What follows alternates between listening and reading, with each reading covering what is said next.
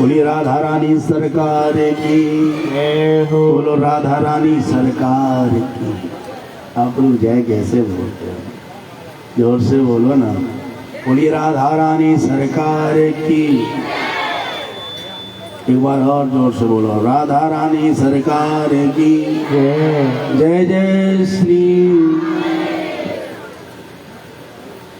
वसुदेव कहे साक्षात भगवान पुरुषः परः जनिष्यते तत्प्रियर्थम् संभवन्तु सरस्त्रियः। कल जो परम मंगल में प्रसंग हम लोग सुन रहे थे, वो सुन रहे थे नंद के आनंद भयो। क्या सुन रहे थे? और नंद घर आनंद भयो कन्हैया जय कन्हैया लाल की जय हो गोपाल की। नंद घर आनंद भयो जय कन्हैया। है गए नंद घर आनंद ना है भैया भाई? अब एक कसर रह गई। चलो पुनः चलते हैं उसी प्रसंग में। क्या है कि जब विश्राम की घड़ी आती है तो थोड़ा गाड़ी को फास्ट दौड़ा दिया जाता है, लेकिन अब पुनः गाड़ी को लो गियर में लगाओ। बड़ा सुंदर भाव। उग्रसेन जी महाराज मथुरा के राजा हैं। एक दिन अपनी पत्नी के साथ में जंगल में भ्रमण करने के लिए निकले। जंगल में भ्रमण करते करते इनकी भेंट एक द्रुमिल, क्या नाम? द्रुमिल नाम के राक्षस से मुलाकात हुई। द्रुमिल नाम के राक्षस की जो परछाई है, इनकी पत्नी गर्भ से हैं, उस बालक के ऊपर पड़ गई। परछाई पड़ने के कारण इनको जो बालक पैदा हुआ, बड़ा दुष्ट, बड़ा राक्षस पैदा हुआ। जैसे छोटा बालक पैदा होता है, वहां पर पंडितों को बुलाया गया, ब्राह्मणों को बुलाया गया। हमारी तुम्हारी बात अलग है, लेकिन जो राजा महाराजा हुआ करते थे, उनके यहाँ बालक पैदा हुआ कि ब्राह्मण लाइन लगा के खड़े रहते थे कि भाई विचार करो कैसा बालक है। राजा कंस के यहाँ विद्वान ब्राह्मणों की कतार है। ब्राह्मणों से पूछा गया, बेटा किस घड़ी में पैदा हुआ है, कैसा पैदा हुआ, ये कैसा होने वाला है? तो ज्योतिष में वो शक्ति है, घड़ी, पल, समय, स्थान आप सही सही लिख कर दे दो, वो भविष्य भी बता सकते हैं।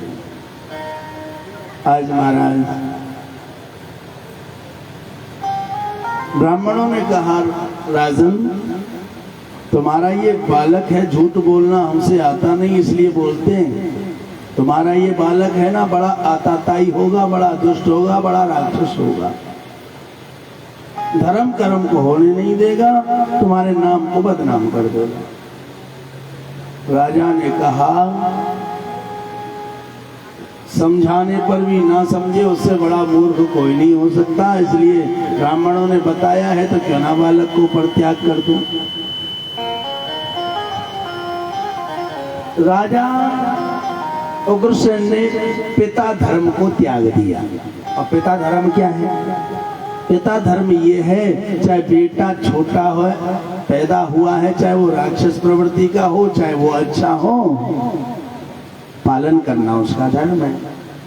लेकिन उसने पालन करने वाले धर्म को त्याग दिया और बच्चे को एक काठ का बक्सा बनाया, कहेगा काठ का, लकड़ी का, और उस काठ के बक्से के ऊपर से सोने का पत्र चढ़ाया, हीरा पन्ना पुखराज मोती उसमें जड़।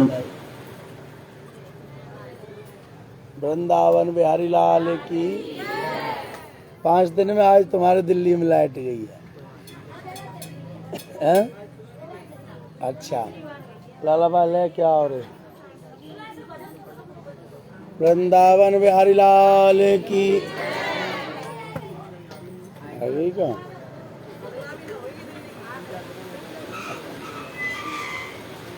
चला लाला का है?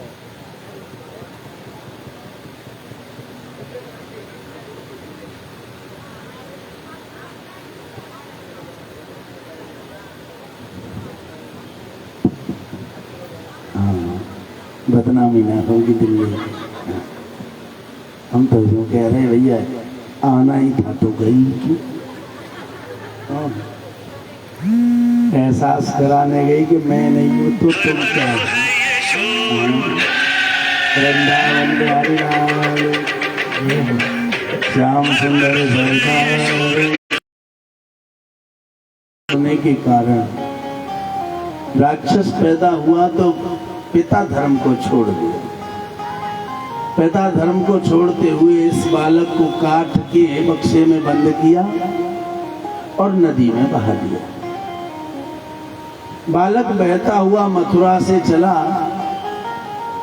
आगरा के पास एक जगह है बटेश्वर। क्या नाम है? बटेश्वर। बटेश्वर के राजा हैं श्री सूरसेन जी महाराज। सूरसेन महाराज यमुना स्नान कर रहे थे कि जैसे डुबकी लगाई, डुबकी लगा के सिर ऊपर आया कि महाराज बक्से से टकरा गया। सूरसेन जी महाराज ने देखा बक्सा बड़ा मनमोहक है, देखो तो सही इसमें क्या है। निकाल के देखा तो उसमें सुंदर बालक है। बालक को देख के इनका पितृभाव, पिता का भाव जाग गया और बालक को बाहर निकाल लिया। सोचने लगे मेरा वसुदेव को तो मैं पालता ही हूँ, एक बेटा और सही। वसुदेव का लालन पालन हुआ, इधर कंस का भी लालन पालन होने लगा। दोनों बालक बराबर बराबर के हैं, इसलिए साथ साथ बड़े होने लगे। दोनों में मित्रता हो गई। लेकिन अपना अपना होता है, पराया। हाँ, जैसे जैसे वो बड़ा होता रहा वैसे वैसे लोग बताते रहे तू इनका नहीं है, तू नदी में मिला था, तू इनका नहीं है, तू नदी में मिला था, तू अनाथ है। अब बड़ा है, जब तक छोटा बालक था तब तक कोई असर नहीं पड़ा, लेकिन जैसे बड़ा हो गया कोई बोलता है तो मानो लगे बचन जिम बाण, माने बाण की तरह बचन लगने लगे। एक दिन राजा कंस दुखी थे और दुखी होकर एक पेड़ के नीचे बैठे थे कि वहां पर नारद बाबा का प्रादुर्भाव हुआ। नारद बाबा नारायण नारायण करते हुए आए। कहने लगे अरे राजन परेशान किस लिए हो? अरे युवराज परेशान किस लिए हो? अब सब लोग गाली देते हैं और एक कोई आगे कहे बेटा तो कैसा लगेगा? सब लोग कहते थे अनाथ, सब लोग कहते थे तू इनका नहीं है। आज उसी बालक को नारद बाबा ने आके कहा युवराज तो इसके अंदर तो सुख मिला, लेकिन दूसरे ही क्षण इसने सोचा कहीं ये बाबा जी मेरा मजाक तो नहीं कर रहा है। बल में बहुत विशालकाय था, इसलिए नारद बाबा पर टूट के पड़ा मानो अभी मार डालेगा। अरे दुष्ट महात्मा मेरा मजाक उड़ाता है, मैं तो अनाथ हूँ, मुझे राजकुमार कहता है, युवराज कहता है, मैं तुझे छोड़ूंगा नहीं।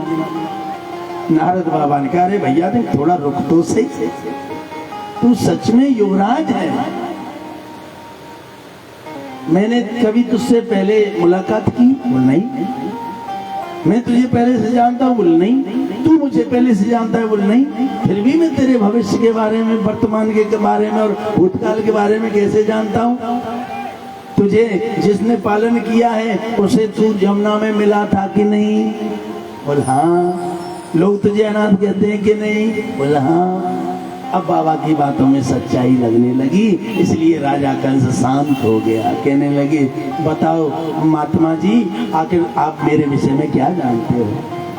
कहने लगे, हम जानते हैं कि जिस राजा ने तुझे नदी में उस बक्से में बंद करके बहाया, वो राजा तेरा पिता है और वो राजा मथुरा में राज करता है। अब तो राजा कंस का क्रोध और भड़क गया। कैसा बाप है, मुझे पैदा करते ही नदी में बहा दिया, अब मैं छोड़ूंगा नहीं। नंगी तलवार खींच ली और महाराज चल पड़ा मथुरा के लिए। राजा उग्रसेन सभा को संबोधन कर रहे थे। सभा में महाराज कुछ उद्घोषण कर रहे थे, घोषणा कर रहे थे कि बीच में आके प्रणाम किया, पिताजी जय राम जी की। अब जानना पहचान में तेरा मेहमान, जो बच्चा पैदा होते बहा दिया हो, उसकी शक्ल कैसे याद रहेगी? और जवान होके सामने खड़ा हो जाना। राजा कंस विशाल कायदेही सुंदर स्वरूप और महाराज प्रणाम करने लगा। पिताजी प्रणाम करता हूँ। अरे तू कौन है भैया? मेरा तो कोई बेटा ही नहीं है। तो याद करो, आज से 20 वर्ष पहले आपने एक बालक को नदी में बहा दिया था। अरे तू वही है? हाँ मैं वही हूँ। और पिताजी सुनो, तुम्हें राज्य करते करते बहुत दिन हो गए, अब नीचे उतर आओ। कहने लगे, तू तो बड़ा उद्दंड है, तुझमें तो बोलने का ढंग नहीं, अपने पिता को नीचे उतरने की बात करता। बोल, पिता अगर मेरे साथ धर्म करते तो मैं आज धर्म से बात करता, लेकिन पिता ने पहले अधर्म मेरे साथ किया है। बालक का जन्म होते ही उसका पालन करना चाहिए, तुमने मुझे जन्म लेते ही त्याग दिया, इसलिए अब तुम्हारे साथ मैं भी धर्म से पेश नहीं आऊंगा। इसलिए तुरंत नीचे उतर आओ और मुझे गद्दी पर बैठने दो। अब तुम बूढ़े हो गए हो, राज्य हम करेंगे। उग्रसेन ने कहा, सैनिक को देखते क्या हो, तुम्हारे राजा के साथ ये अभद्र व्यवहार कर रहा है, इसे पकड़ो और जेल में डाल दो। राजा कंस बलवान तो था ही, तलवार हिलाते कहने लगा, जिसको अपनी मृत्यु से प्रेम है वो मेरी तरफ बढ़े। सारे सैनिक पीछे हट गए, भैया बलवान बहुत लग रहा है, कहीं मार ही ना डाले। इसलिए कोई सैनिक आगे नहीं बढ़ा और कह दिया, तुम्हारा भविष्य में होने वाला राजा मैं हूं। अगर तुम्हें सुख से नौकरी करनी है, सुख से चैन से जीना है, तो मेरी आज्ञा का पालन करो, मेरे पिताजी को पकड़ो और जेल में डाल दो। अब जाकी लाठी वाकी में मजबूत राजा है, इसलिए सारे सैनिकों ने राजा कंस की बात को माना और महाराज पिताजी को जेल में डाल दिया। राजगद्दी पर बैठ गए राजा कंस, चारों तरफ शोर हो गया। अरे भैया, मथुरा नगरी का तो बड़ा आताताई राजा पैदा हुआ, उसने अपने बाप को ही जेल में। बुराई होने लगी। राजा कंस ने कहा, बुराई होने लगी तो और ज्यादा बुराई कर ही लेते हैं। एक खून करो तो भी फांसी है और 100 कर दो तो भी फांसी है, इसलिए सभी बुराई ले ही ले। और इस प्रजा को भी मैं दंड देना चाहता हूँ। जब मेरे बाप ने मुझे त्यागा था तो इसने विरोध क्यों नहीं किया? राजा दंड का अधिकारी है तो प्रजा भी दंड की अधिकारी है।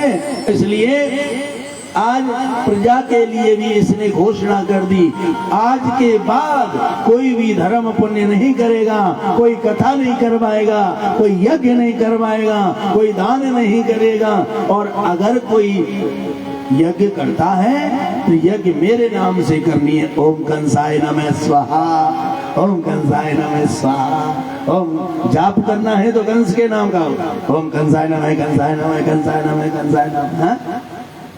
अब तो जो डर के मारे अपने प्राणों को बचाना चाहते थे वो कंसाय नमः, कंसाय नमः करने लगे और चारों तरफ कंस महाराज की जय घोष होने लगी। बोलिए कंस महाराज की। तुम कंस के ही वंश के हो क्या? राधे श्याम। तो महाराज कंस की जय होने लगी। इधर आता ताई राक्षस राज राजा कंस का अत्याचार चरम सीमा पे पहुंचने लगा। पृथ्वी व्याकुल हो गई और महाराज धर्म डगमगाने लगा। आखिरकार गौ ब्राह्मणों की हत्या होने लगी। जब गाय ब्राह्मण देवताओं पर अत्याचार होने लगता है तो भगवान अवतार लेकर आते हैं कि जब जब हो धर्म की हानि, जब जब हो धर्म की हानि, जब जब हो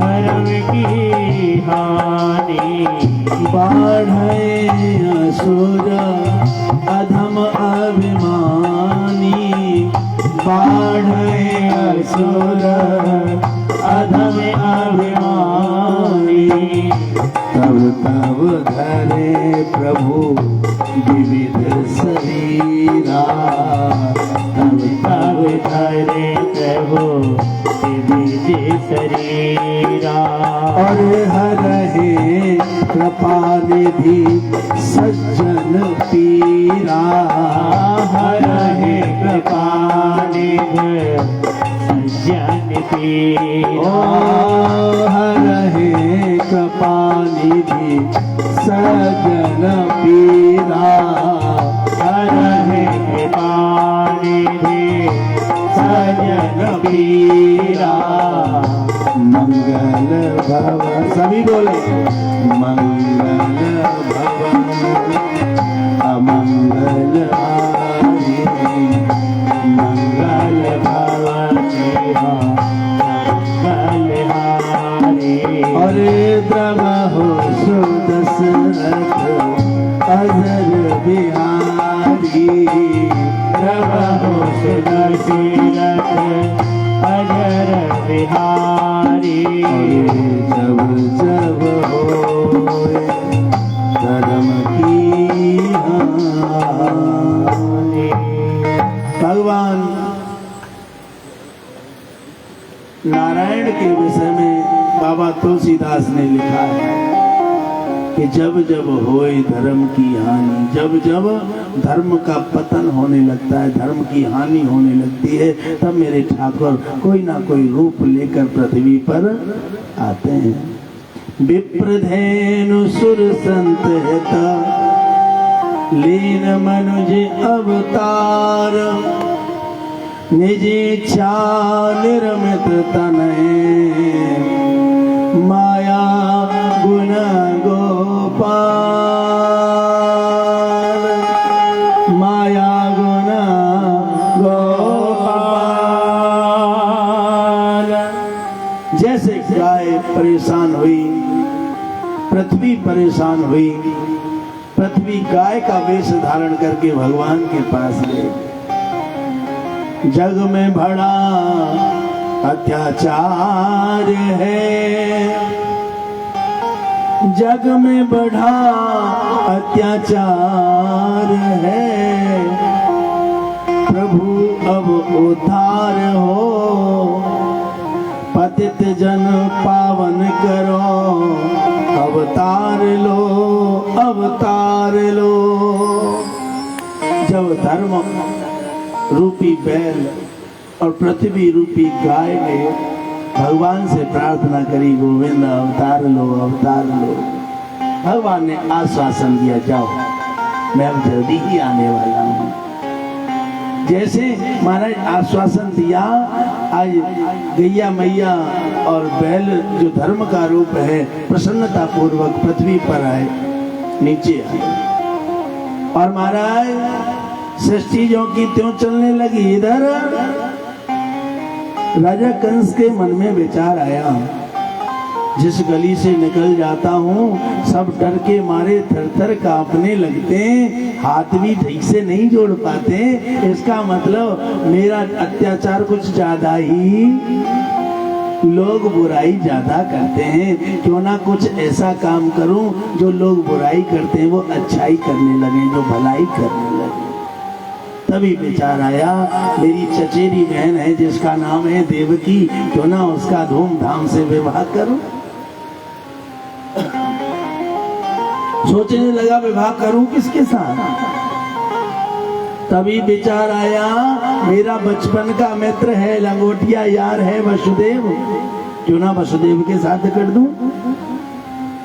अब वसुदेव जैसे सुनता है कि महाराज वो तो बड़ा खतरनाक राजा हो गया है, जिसको पकड़ो उसी को मार डालता है, और जो राम का नाम लेवे उसी को मार डालता है। इसलिए डर के मारे जैसे रिश्ता पहुंचा, महाराज राजा कंस अपनी बहन का विवाह तुमसे करना चाहते हैं, तो दोनों हाथ जोड़ दिए, देखो महाराज हम राजा कंस की बहन से ब्याह नहीं करेंगे। जैसे कहा हम राजा कंस की बहन से ब्याह नहीं करेंगे। राजा कंस ने तुरंत अपना एक सैनिक तलवार लेकर भेजा, एक सैनिक सिक्का लेकर भेजा, और एक से दोनों सैनिकों से कह दिया हाँ ठीक है। दोनों सैनिकों से कहा दोनों अपना अपना पक्ष रखना, दोनों को बताना है सिक्का लोगे तो टीका होगा और तलवार लोगे तो लड़ाई होगी, तुम जो चाहते हो वो चुन ले। वसुदेव सोचने लगे जब बचपन में वो हमसे लड़ता था तब हमसे जीत जाता था, अब तो वो और तगड़ा हो गया है, इसलिए उससे लड़कर जीतने वाले हम नहीं हैं। इसलिए राजा कंस के सामने झुकना पड़ा और उनकी बहन का रिश्ता स्वीकार करना पड़ा। वसुदेव का विवाह देवकी के साथ राजा कंस ने संपन्न किया, और इतने भारी दहेज के साथ आज देवकी को विदा करने का समय आया। देवकी जाने लगी ससुराल। सब लोग कहने लगे देखो तो सही, राजा कंस तो नारियल की तरह है, नारियल ऊपर से कठोर होता है, अंदर से बड़ा मुलायम होता है, सॉफ्ट होता है। राजा कंस वैसे तो आताताई है, अत्याचारी है, दुराचारी है, पापाचारी है, लेकिन उसके अंदर कितना सुंदर भाव है, अपनी बहन का कितना सम्मान किया, कितना सम्मान के साथ विवाह किया। राजा कंस तो महाराज अच्छा है। अब अच्छाई होने लगी।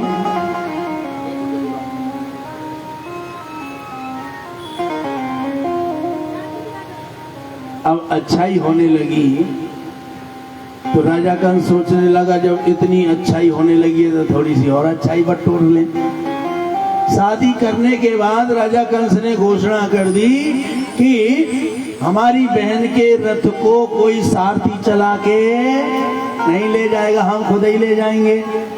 अब तो सब लोग और भलाई करने लगे, देखो तो सही कितना बहन से प्रेम करने वाला है, अपने आप बहन को रथवान बन के विदा करने जा रहा है।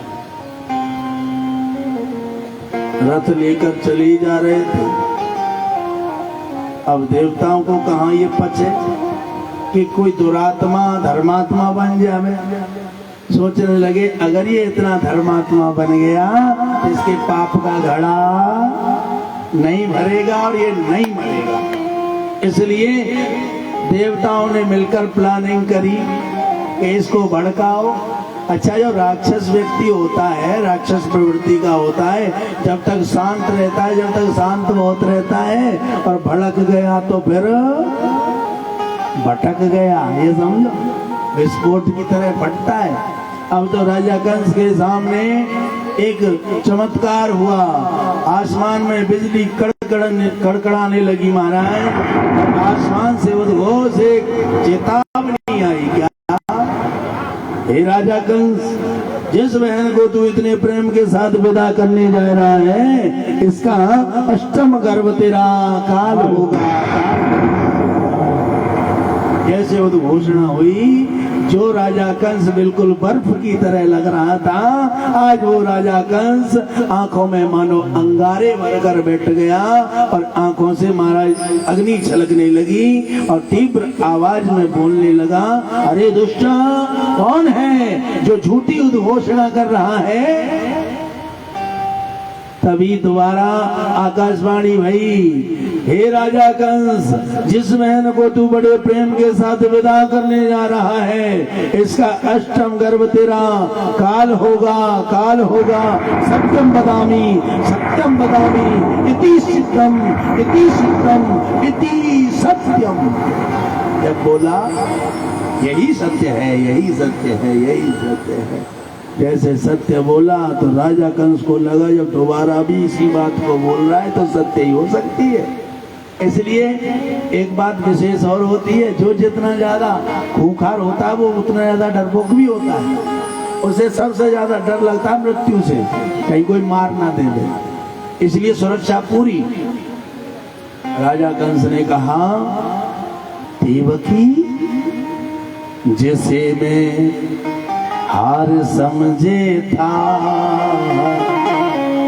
गला अपना सजाने को, वही नागिन बन बैठी मुझी को काट खाने को। मैं तो तेरा सम्मान कर रहा था, मैं तो तुझे बड़े सम्मान के साथ विदा करने जा रहा था, मुझे क्या पता था तू नागिन का स्वरूप है जो मुझे ही डस लेगी।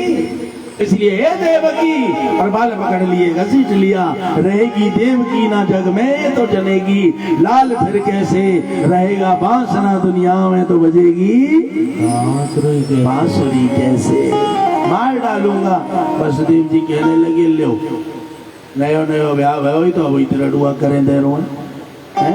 इसलिए वसुदेव का हाथ, वसुदेव ने राजा कंस का हाथ पकड़िए, सुनो जी, अब ये तुम्हारी बहन नहीं है, अब ये हमारी पत्नी है, और पति का धर्म है पत्नी की रक्षा करना, और जब तक हम हैं तब तक तुम हमारी पत्नी को कुछ नहीं कहोगे। अब तो कोबरा सांप की तरह फनेदर मोड़ लिया, पहले तो ये मार दूं, पहले तुझको ही मार देता हूँ, जैसे फन मोड़ा, जैसे मोड़ा वैसे। वसुदेव जी सोचने लगे, जाए कहा है, एक बार तलवार चलावे हो कि हमारा काम तमाम। इसलिए कहा, अरे भैया राजन, मैं ये नहीं कह रहा कि तुम कमजोर हो या मैं तुम्हें रोक पाऊंगा, नहीं नहीं, रोक नहीं पाऊंगा। अच्छा, राक्षसों की बुद्धि घुटने में होती है, जल्दी से बुद्धि का काम नहीं करता। इसलिए कहा, मैं यूं नहीं कह रहा कि मैं तुम्हें रोक पाऊंगा, पर मैं तुम्हें एक सरल मार्ग बता सकता हूँ जिससे तुम्हारी बुराई भी नहीं होगी और तुम्हारा काम भी। बोले क्या? अगर तुमने अपनी बहन को मारा तो जो लोग अभी तुम्हारी तारीफ कर रहे थे, तुम्हारी बड़ाई कर रहे थे, वो सब पुनः बुराई करने लग जाएंगे, तुम्हें बड़ाई भी मिलती रहेगी। ऐसा मार्ग बताता हूँ, तुम एक काम करो, हमें अपने गुप्त कारागार में बंद कर दो और लोगों से कह देना कि बहन जीजा की महल में सेवा हो रही है, और हमें अपने गुप्त कारागार में बंद कर दो। हम वचन देते हैं जब तक 7-8 संतान होंगी, जब तक प्रत्येक संतान लाकर हम तुम्हें देते रहेंगे, और तुम संतान को मार देना। तुम्हारी दोस्ती, तुम्हारी दुश्मनी संतान से है, हमसे थोड़ी ना है। अब तुम्हारा समझ में आ गया। वसुदेव और देवकी को कारागार में बंद कर दिया। राजा कंस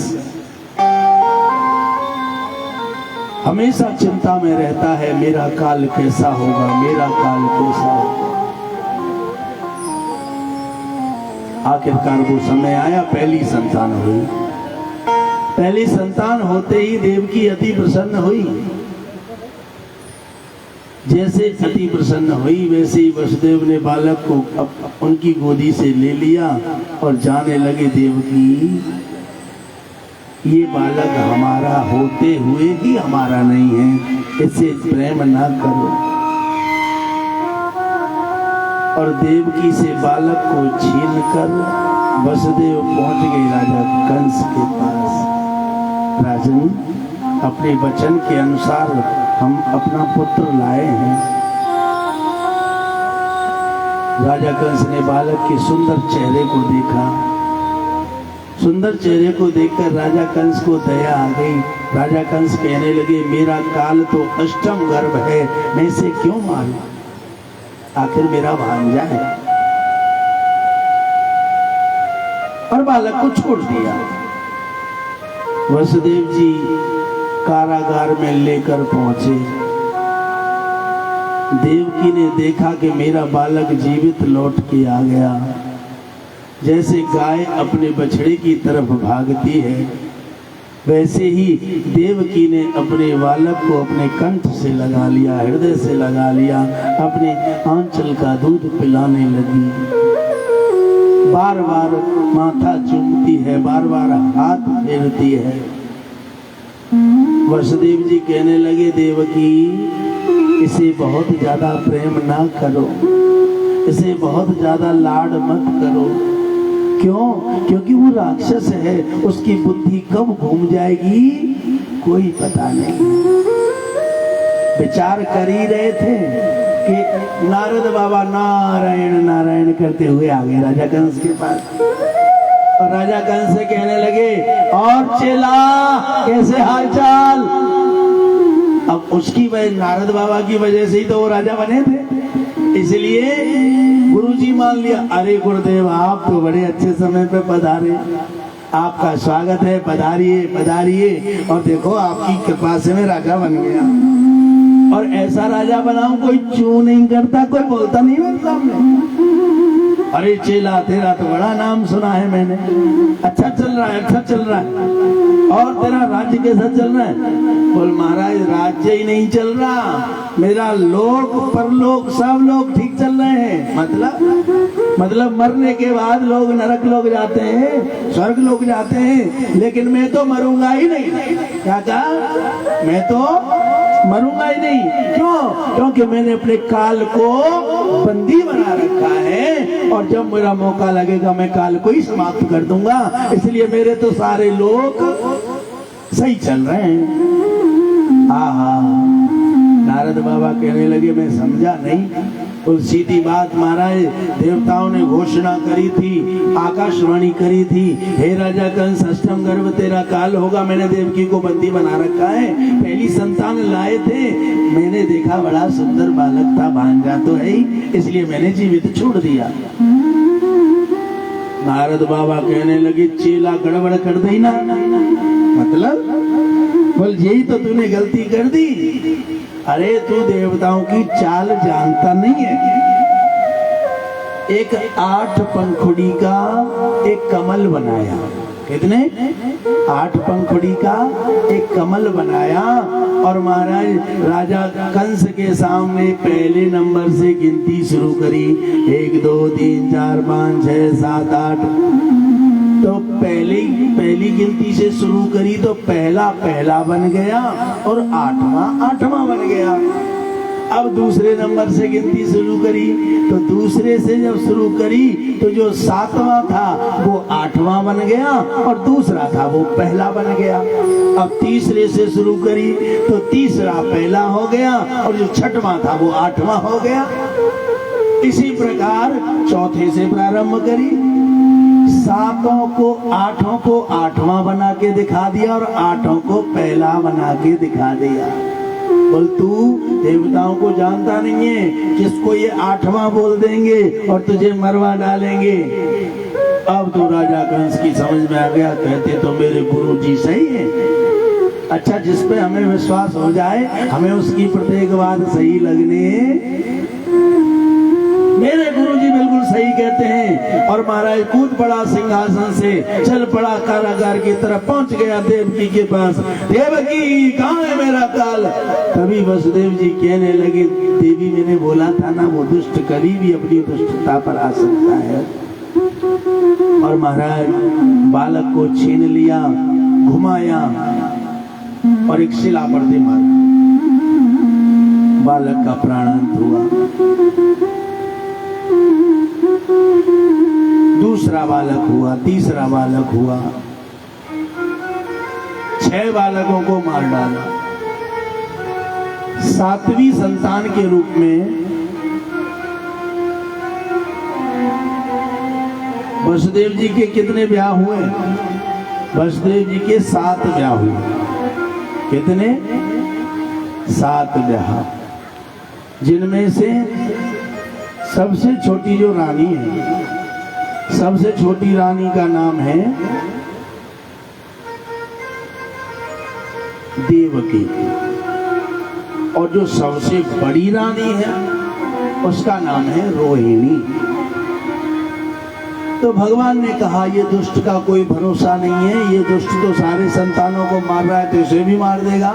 7वीं संतान के रूप में स्वयं शेषनाग माता के गर्भ में पधारे, और भगवान ने अपनी माया को आदेश दिया, जाओ 7वीं संतान के रूप में मेरा शेष माता के गर्भ में है, उसे खींच कर घसीट कर देवकी के गर्भ से रोहिणी के गर्भ में पहुंचा,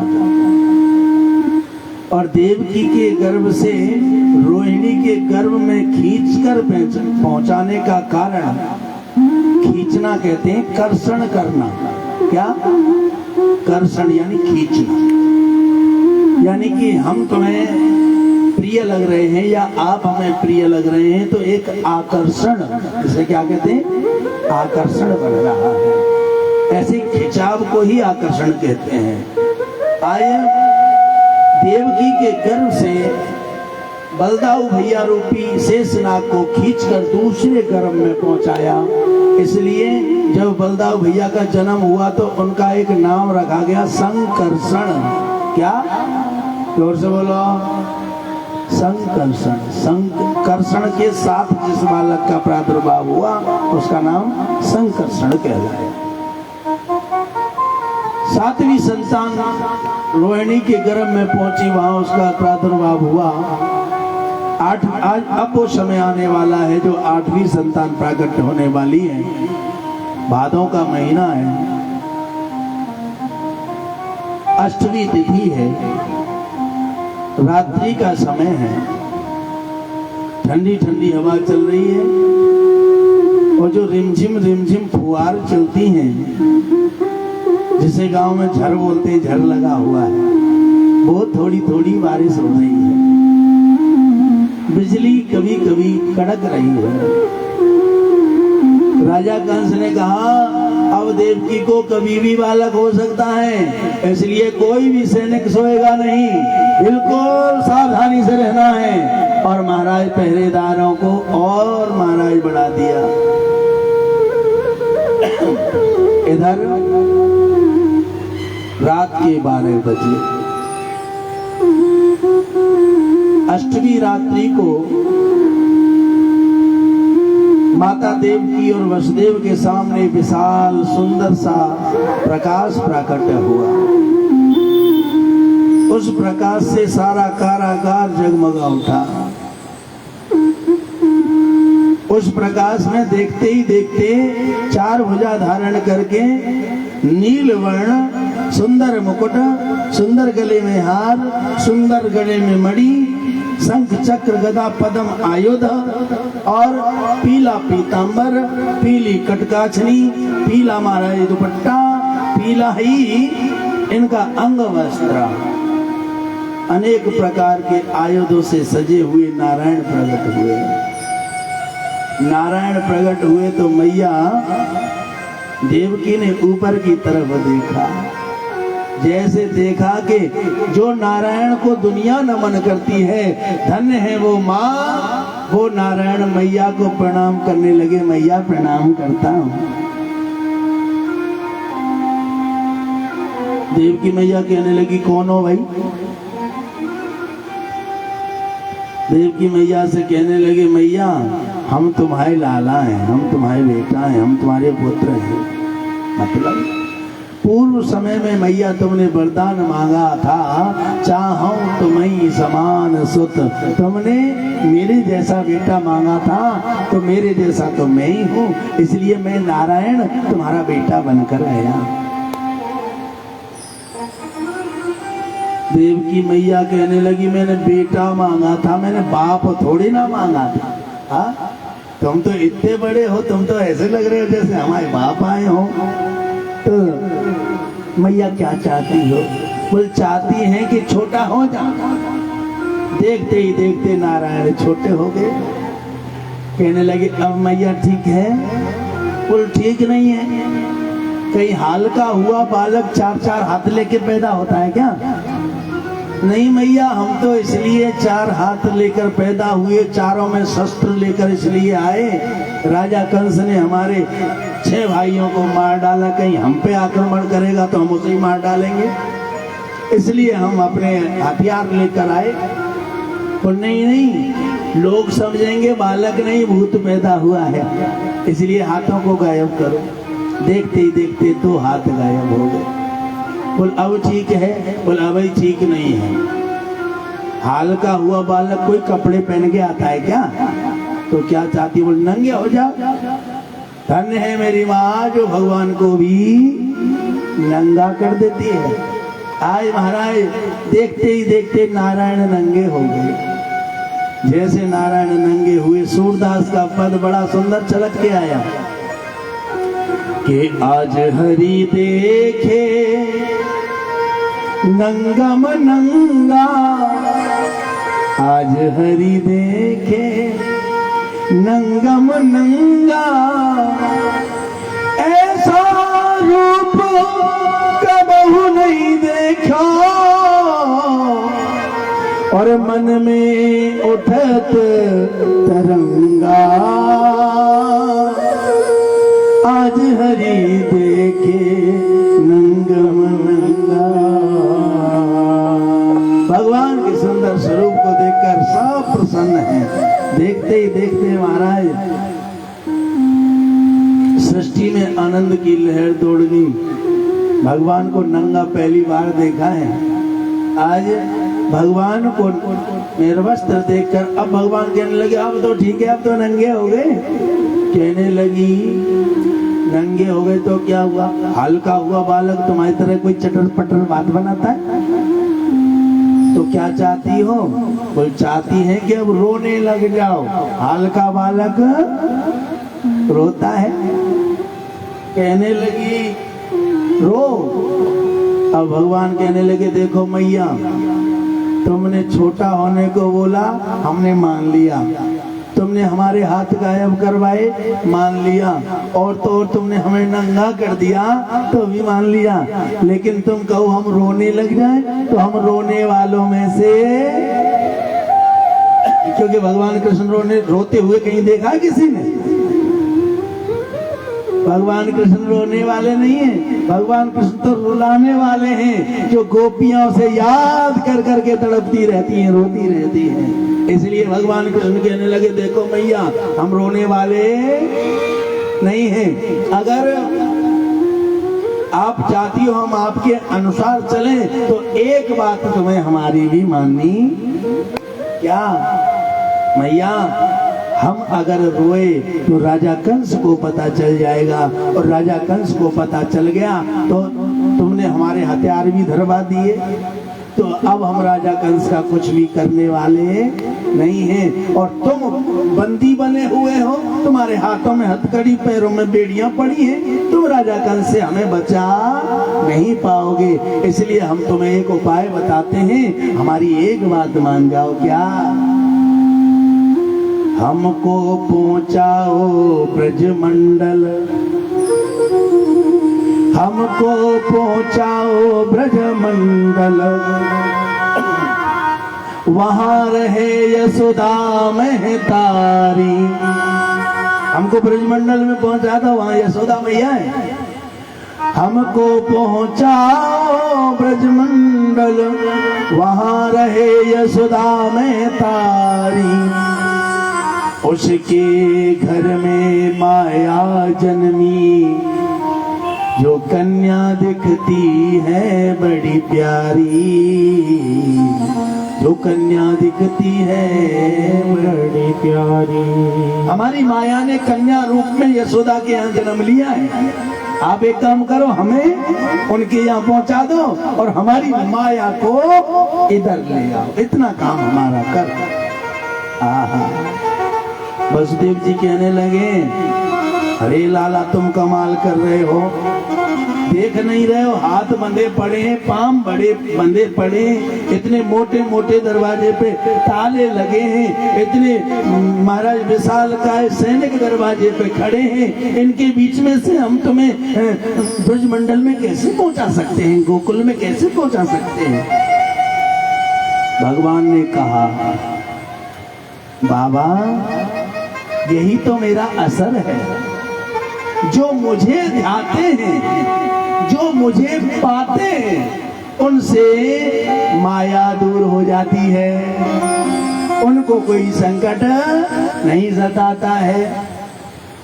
और तुम एक बार मुझे गोदी में लेकर देखो, एक बार तो मुझे अपना कर देखो, जो तुम्हारे हाथों की हथकड़ियां अपने आप टूट जाएंगी, जो ये ताले लगे हैं ये सब अपने आप टूट जाएंगे।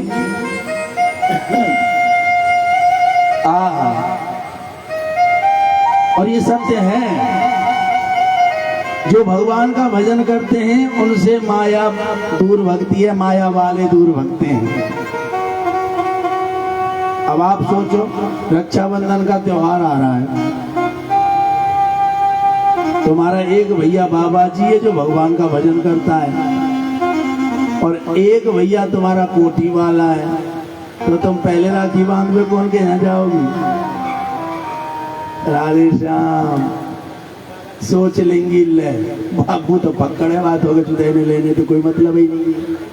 और बाबा जी जन कहाँ डोल लो होगो, लेकिन कोठी बारो बाकी यहाँ थोड़ो तो माल मसालो हाँ मिले कोई, इसलिए कोठी वाले की तरफ भागेंगे।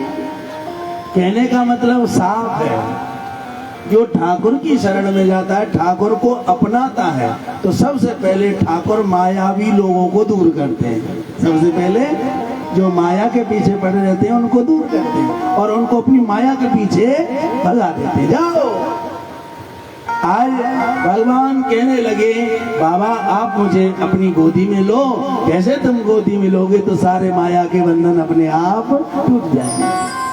वसुदेव जी महाराज ने लाला को गोदी में लिया, जैसे गोदी में लिया हाथों की हथकड़ी खुल गई, पैरों की बेड़ियां खुल गई, और तो और दरवाजे पे जो पहरेदार थे वो सब सो गए, और जो मोटे मोटे ताले लगे थे वो सब अपने आप खुल गए।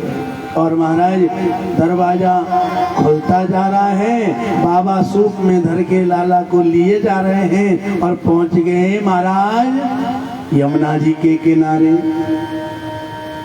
यमुना जी के किनारे पहुंचे तो इनको एक आश्चर्य हुआ, और सच में आश्चर्य में घटना भी घटी क्या। जो यमुना बिल्कुल नीचे चलती थी, आज वो यमुना भर के चल रही है। क्यों? क्योंकि यमुना भगवान को अपना पति मानती है। क्या मानती है? पति, मेरे पति। अब सोचो, बरसों से कोई पत्नी अपने पति का इंतजार कर रही हो, बरसों से देखा भी ना हो, तो क्या उसकी सेवा के लिए वो उत्सुक नहीं रहेगी? यमुना महारानी ने देखा, बरसों से इंतजार कर रही थी अपने ठाकुर का, आज मेरे ठाकुर आ रहे हैं, तो भर भंडार चल रही है। और महाराज ऐसे लग रहा है जैसे यमुना जब भर भंडार चलती है ना, तो कोई पेड़ है उसे बहालाती है, और कोई महाराज झाड़ी है उसे बहालाती है, कोई फूलों का पेड़ है उसको बहालाती है। तो जैसे यमुना भर भंडार चल रही है, जैसे अब चल रही है, ठाकुर जैसे को लग रहा भैया भागे ले जा रही है। तो यमुना में अनेक प्रकार के हरियाली दिखती है, कभी कोई लाल लाल दिखता है, कभी कोई पीला पीला दिखता है, मानो यमुना ने श्रृंगार कर रखा हो। मेरे ठाकुर आ रहे हैं, मेरे कन्हैया आ रहे हैं, मेरे गोविंद आ रहे हैं। और महाराज यमुना भर भंडार चल रही है कि महाराज वसुदेव जी से कहने लगे, ले ओ भैया कमाल है गया, इतनी भरी यमुना में कौन पार करेगा? हैं? ये जमुना में डूबे थे, बढ़िया तो यही है कि हम वापस चले, कम से कम जब तक राजा कंस को पता नहीं चलेगा तब तक अपने बेटा को प्यार तो कर सकते हैं। और वसुदेव जी वापस जाने लगे। जैसे वसुदेव जी वापस जाने लगे वैसे ही महाराज यमुना सोचने लगी, ले जैसे तैसे पति आए, डोकरा तो वापस ले जा रहा। इसलिए यमुना मैया ने कहा अब तो नीचे उतरने में ही फायदा है। धीरे धीरे धीरे धीरे देखते ही देखते यमुना मैया नीचे उतर गई। वसुदेव लौट के जा रहे थे कि सोचने लगे एक बार मुड़ के तो देखूं, शायद कोई लहर हो जो मुझे ऊंची दिखाई दे रही हो। मुड़ के देखा तो यमुना बिल्कुल नीचे चल रही थी। हाँ, मैंने सोचा था कोई लहर ही होगी, देखो यमुना तो बिल्कुल नीचे है। और महाराज वसुदेव यमुना जी में उतर गए। जैसे यमुना जी में वसुदेव उतरे, यमुना जी कहने लगी डोकरा ने भीतर आ जा जब देखूंगी। हाँ, और महाराज यमुना जी में धीरे धीरे जैसे बाबा घुसे, जैसे यमुना जी में बीच धार में बाबा पहुंचे और महाराज यमुना बढ़ने लगी। यमुना इतनी बढ़ गई कि बाबा की यमुना है गई है दीवानी, थोड़ी तक उपन्याय हो पानी। थोड़ी पे आ गो और महाराज जैसे थोड़ी तक पानी आयो और महाराज बाबा की दाढ़ी भीजने लगी। अब बाबा की दाढ़ी भीजने लगी तो यमुना जी को शर्म आई। बताओ, अपने बड़े बूढ़े की दाढ़ी छू ली मैंने, है शर्म की बात है। इसलिए नीचे उतर गई। अब नीचे उतरी तो वसुदेव जल्दी जल्दी चलने लगे। यमुना सोचने लगी शर्म में कहा धैर्य है, पति है तो ही लहे जा रहा हो डोकरा। इसलिए दोबारा फिर चढ़ी और अब की बार मूंछों तक पहुंच गई। अब मूंछों तक पहुंच गई तो मूंछों की तो शर्म लगती है। आजकल की बात अलग है, ना बावन की मूंछ ना मैयन की मूंछ बराबर है। राधे श्याम, ना बावन की मूंछ ना मैयन के पूछ, ना तू मोए पूछ ना मैं तो पूछ। अच्छा, ये पूछ का ही सिस्टम चल रहा है, पूछ का सिस्टम चल रहा है। बोल भाई तेरी समाज में कोई पूछ है? हम तो फलाने के घर गए, उसने तो पूछा ही नहीं। इस पूछ के पीछे सब भगे डोल रहे हैं। बोल हमने तो कथा करी और हम तो बताओ भगतन ने पूछे ही ना। तब पूछ के चक्कर में मूछ, अब पूछ तो काऊ की रही नहीं, इसलिए मूछो कोई ना रहा। क्योंकि पहले मूछन के चक्कर में पूछ होती थी। जिसकी तगड़ी मूछ उसकी क्या भाई चौधरी साहब है, ठाकुर साहब है, फलानी साहब है, भाई सकलती लग रही है, मूछनते लग रही है, इतना तगड़ो आदमी। अब तो पूछना रही तो मूछो गए। बोलो वृंदावन बिहारी लाल की। जब मूछन तक पानी आयो तो यमुना मैया को लगा कि अब तो चाहे कच मूछन तक आ गई तो अब शर्म गाय की करूं, इसलिए बढ़ रही है। और नाक तक पानी आयो तो वसुदेव जी को लगे कहीं तो डुबा की मानती लगे। अब लाला ऊपर कर लियो, चाहे मैं डूब जाऊं पर छोरा कछु ना हो दूंगा। कन्हैया जी कहने लगे बाबा तो पागल है गए। अरे जब खुद डूब जाएगा तो मुझे कैसे बचावेगा? और बाबा ऊपर हाथ करके शोर मचा रहे हैं, कोई ले ओ, कोई ले ओ, कोई ले ओ। आज भी वहां पर कोयलो नाम को गांव बस गया है। क्या कोयलो गांव सुनो? कितने लोगों ने सुनो है? हाँ, वहाँ यमुना जी के किनारे आज भी एक गांव बसा है जिसका नाम है कोयलो। क्या कोयलो? तो आज भी वो गांव, ये प्रमाण है ठाकुर जी कहाँ होके निकले थे। तो यमुना मैया बढ़ती जा रही है क्योंकि वो बाबा है। बाबा हाथे ऊपर करे जा रो। कन्हैया ने सोची ना तो आज यमुना बुद्धि आ रही, कहीं मुँह मरवाना दे, और नाव डोकरा बुद्धि आ रही, वो ऊपर को उठा तो जा रहा है। दोनों ही बाबरे है रहे, वो चाहने की, वो पाने की चाह है और वो बचाने की चाह है। लेकिन चाह के चक्कर में हमारी गड़बड़ है, बीमारी है। इसलिए कन्हैया जी ने कही भैया ये तो जोश में है, हम तो कम से कम होश में रहे। इसलिए भगवान ने सूप में से अपना दाया पैर नीचे लटकाया। क्योंकि भगवान जानते थे यमुना मेरा स्पर्श करना चाहती है। जैसे दायां पैर नीचे लटकाया, यमुना जी ने स्पर्श किया, मानो यमुना जी चढ़ी नहीं थी, इतनी नीचे उतर गई कि बाबा को कोई परेशानी नहीं होनी चाहिए। और देखते ही देखते वसुदेव जी महाराज नंद भवन में पहुंच गए। नंद भवन में रात के 12 बजे हैं। यशोदा की बगल में एक छोटी सी कन्या सोई है। कन्या को देखकर बाबा के हृदय में बड़ा सुंदर भाव आया। देखो तो सही मेरा दुर्भाग्य, बेटा के बदले बेटी ले जाने आया हूं। चलो दुर्भाग्य भी देखा जाए, मुझसे बड़ा पापी कौन होगा। अपने बेटा को बचाने के चक्कर में कन्या की हत्या करवाना चाहता हूं। ठाकुर जी सोचने लगे, बाबा अगर यही सब भाव दिखाते रहे तो यशोदा मैया जग जाएगी और पुल पट्टी खुल जाएगी। इसलिए भगवान ने अपनी माया को आदेश दिया। माया ने एक बिल्ली का रूप धारण किया और धड़ाम से कूदी की बर्तन भांडे खटकने लगे। बाबा ने सोचा कहूँ पतो ना चल जाए, लेके छोरी और ये गए और वो गए। यमुना पार करके पहुंच गई कारागार में। जब ये कारागार में पहुंचे, जिस डोरी को पार करते जा रहे हैं वही फाटक बंद होता जा रहा है, ताले लगते जा रहे हैं। और महाराज पहुंच गए कारागार में। जैसे कारागार में पहुंचे, कन्या जोर जोर से रोने लगी। जैसे कन्या रोने लगी, सारे पहरेदार जग गए और पहरेदारों ने मुड़कर भी नहीं देखा, भागे राजा कंस के पास। महाराज की जय हो, महाराज की जय हो। आपको जिस समय का इंतजार था वो घड़ी आ गई महाराज। आपके काल ने जन्म ले लिया। राजा कंस तो महाराज सोया था। सोते हुए को जैसे पता चला मेरा काल प्रकट हुआ।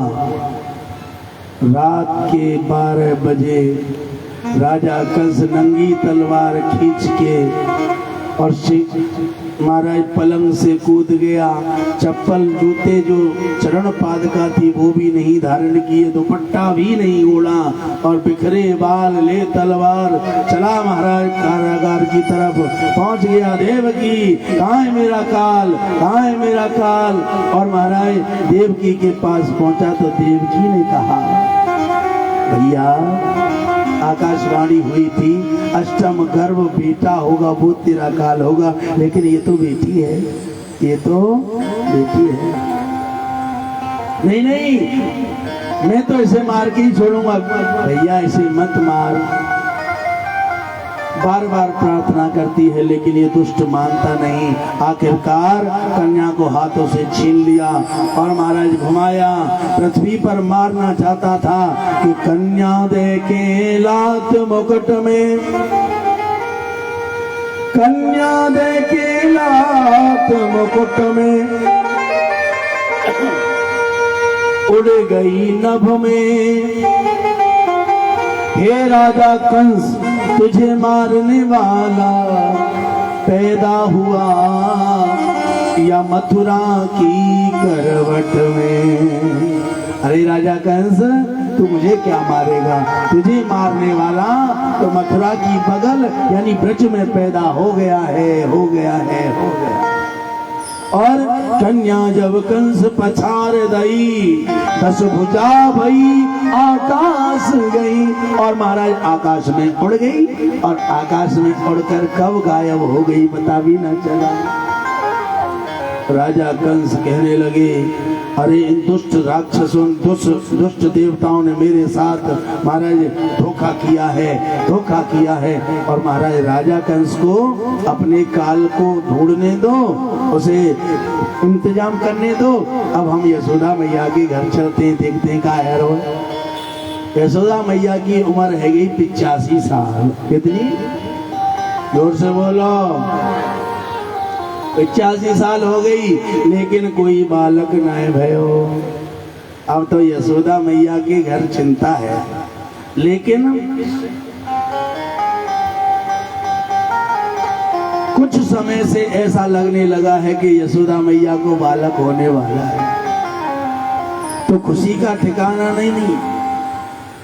लेकिन पहले समय में एक भाव होता था, भाभी को अगर बालक होने वाला है तो 2-4 महीना पहले नंदन ने बुला लियो करें, आ जा, तुम्हारी सेवा तो हम रोज करें, कबो कबो तुम नंबर पे आ जाए करो।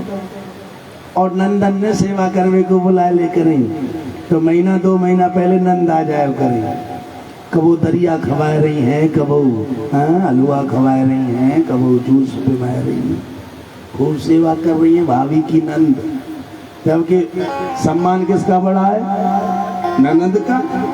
लेकिन ये मौका ऐसा आता है कि ननद को उल्टी सेवा करनी पड़ जाती है। हाँ, अब तो महाराज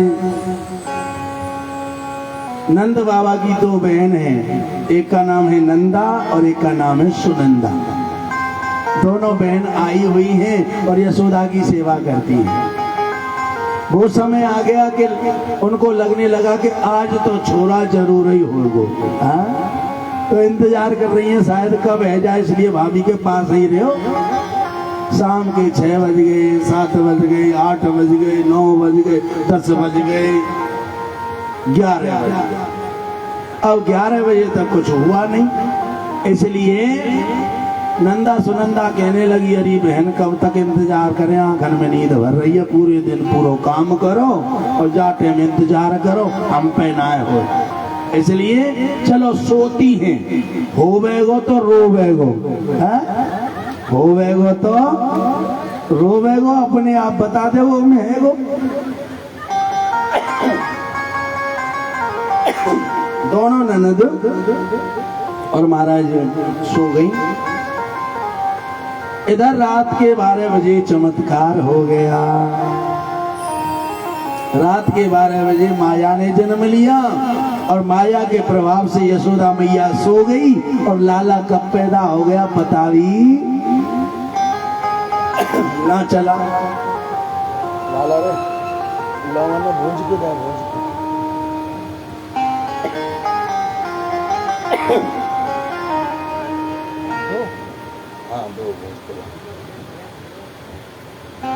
आज नंदा और सुनंदा दोनों सो गई।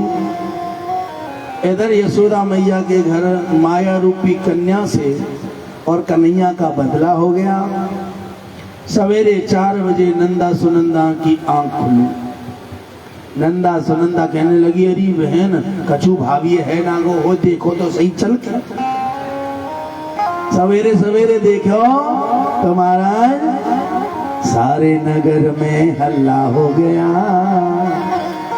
मैया यशोदा के मैया यशोदा के लल्ला हो गया। और महाराज यशोदा मैया की बगल में देखा कि एक पतली सी चूनर ओढ़ के एक छोटा सा बालक पांव चला रहा है। और पांव चलाते हुए देखकर नंदा सुनंदा के आनंद का ठिकाना न रहा और दोनों बहन खुशी से झूम उठी।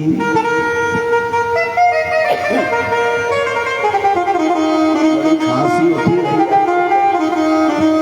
लाला यशोदा के भयो खांसी हमें करिए।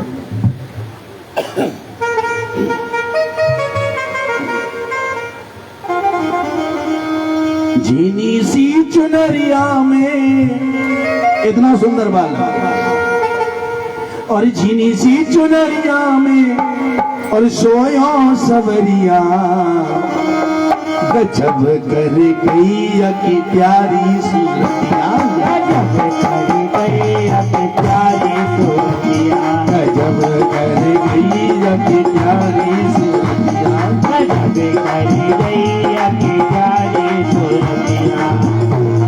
और झीनी सी चुनरिया में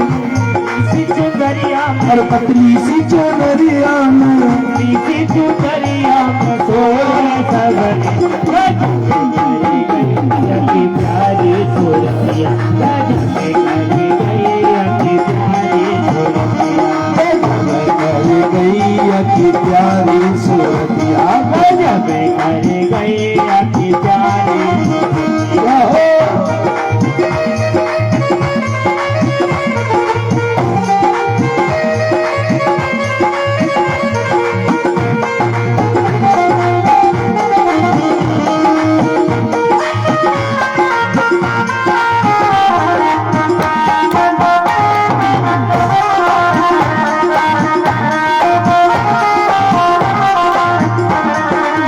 हाल ना झोलावे कभी गोदी में खिलावे, हाल ना झोलावे कभी गोदी में खिलावे, हाल ना झोलावे कभी गोदी में खिलावे, हाल ना झोलावे कभी गोदी में खिलावे। देख के कन्हैया तुम्हारी सिहावे, देख के कन्हैया तुम्हारी सिहावे। जब ये बेलैया जब ये बेलैया जाए ना नजरिया करेंगे लगी प्यारी सुरतिया, गजब करी गई अति प्यारी सूरतिया, गजब करेंगे लगी प्यारी सुरतिया, गजब करी गई अति प्यारी सूरतिया।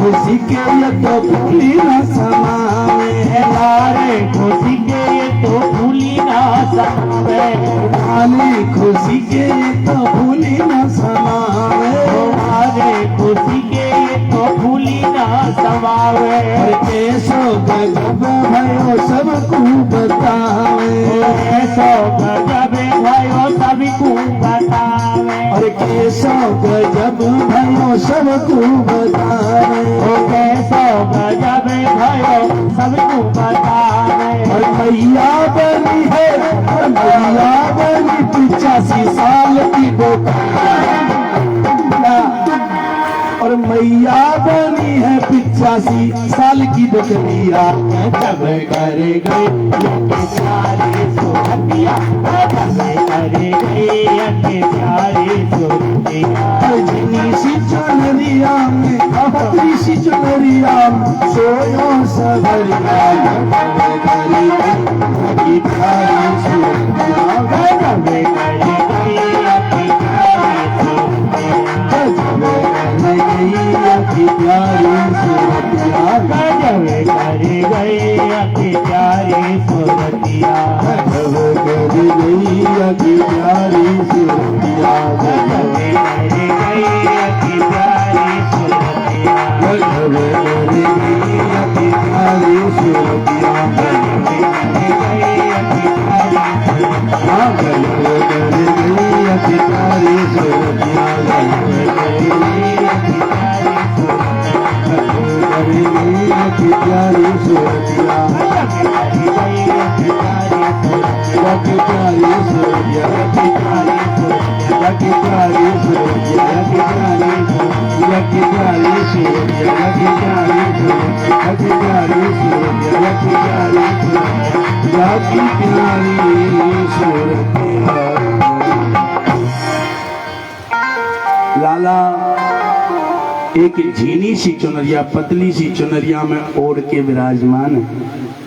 दोनों बहनन ने कही अरे है गो लगे भाभी पे तो कछु खुशी के मारे फूली ना समा रही है, चुनरिया और उघार के देखना चाह रही है। जैसे चुनरिया उघार के देखी, खोल के देखी, हटा के देखी, तो महाराज देखी के झीनी सी चुनरिया में और सोयो है सवरिया, गजब कर गई या की प्यारी सूरतिया। सुंदर लाला देखो महाराज, किसी को ठिकाना नहीं। नंदा कहती रह गई अरे लाला है, इतने में तो सुनंदा भागी चली गई और पहुंच गई कहाँ? पहुंच गई गौशाला में। गौशाला में सवेरे के 4 बज रहे हैं और नंद बाबा भजन कर रहे हैं। और भजन क्या कर रहे हैं? राम राम नहीं कर रहे, ओम नमः शिवाय नहीं कर रहे, तो क्या कर रहे हैं? वो कह रहे हैं अभी तो भयो ही ना है, अभी तो भयो ही ना है। 90 साल को तो मैं है, वो 85 साल की यशोदा है गई, अभी तो कछु। आखिरकार सुनंदा ने कहा बाबा बधाई हो। उल्का भयो तो तेने जो गैया दान करी इनको फल मिल गयो। अरे भयो कहा तेने जो पंडित जमाए इनको फल मिल गयो। अरे भयो कहा तेने जो परिक्रमा करी इनको फल मिल। अरे भयो कहा बोल तेने जो एकादशी के व्रत करे इनको। अरे भयो केवल भयो तेरी जलेबी सी रानी ने एक लड़ुआ से लाला को जन्म दियो है। जय हो जय हो जय हो जय हो जय हो। और जैसे कहा तेरी जलेबी सी रानी ने एक लड़ुआ से लाला को जन्म दियो। 90 साल को डोकरा ऐसे खड़ो है गयो महाराज जैसे 20 साल को जवान हुए। और महाराज चलो भागत चलो जा रहे हो जमुना जी के किनारे। सुनंदा पूछ रही कहाँ जा। चुप रहे मैं तुझे जहां जा रहा हूं मैं जान दे। और पहुंच गए यमुना जी के किनारे। यमुना जी के किनारे पंडान को बुला बुला के कह रहे हैं अरे भैया पंडा आ जा। पहली बार ऐसो भयो को यजमान पंडान ने बुलाया रहो नहीं तो कैसो होए। पंडा उल्टे जजमान है बुला में। अरे जजमान न्यू को आ जा हे जजमान न्यू को आ जा। लेकिन नंद बाबा पंडान ने बुला रहे अरे भैया पंडा इधर आ जाओ। और देखो आज की भांग मेरी तरफ से और जैसे चाहो वैसे भांग घुटेगी। बोल कैसे बोल रबड़ी में चाहो रबड़ी में घुट लो। काजू किशमिशन में चाहो बिन में घुट लो। और तुम्हारा मन कर रो होए वहां में रबड़ी घुटेगी। और महाराज पंडान ने तो मौको मिल जाए। पंडान ने महाराज 10-20 किलो रबड़ी मंगाई और वहां में भांग घुटाई। और महाराज लोटा भर भर के पंडा चढ़ा रहे हैं। और भंग चढ़ गई इन्हें भंग चढ़ गई भंग चढ़ गई इन्हें भंग चढ़ गई। और भंग चढ़ गई इन्हें भंग चढ़ गई भंग चढ़ गई इन्हें भंग चढ़ गई। लाला की सूरतिया गजब कर गई है। लाला की सूरतिया गजब कर गई है। लाला की खुशी अब गजब कर गई है। लाला की खुशी अब गजब कर गई। भंग चढ़ गई इन्हें भंग चढ़ गई भंग चढ़ गई इन्हें भंग चढ़ गई भंग चढ़ गई इन्हें भंग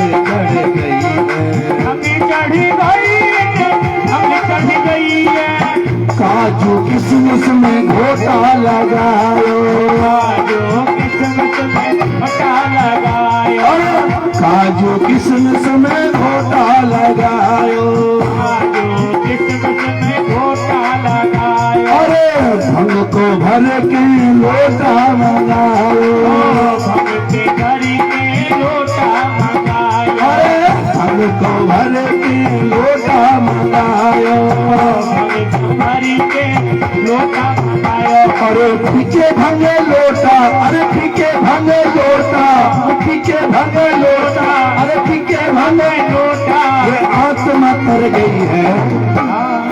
भंग चढ़ गई इनमें भंग चढ़ गई चढ़ी गई भंग चढ़ गई भंग चढ़ गई इनमें भंग चढ़ गई भंग चढ़ गई भंग चढ़ गई राधे।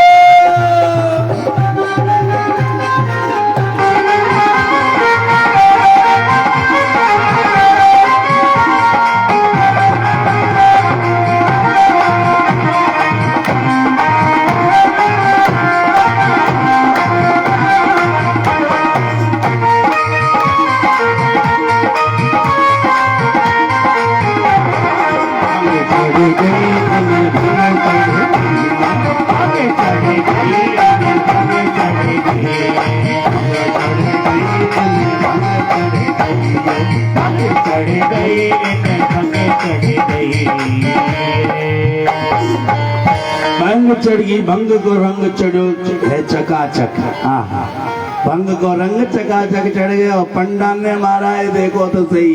मैं घोटा पे घोटा और ले लोटा को लोटा। ओ सरकारें लोटा की लोटा भंगन ने है। और महाराज जब सब पी रहे हैं तो नंद बाबा देख रहे हैं।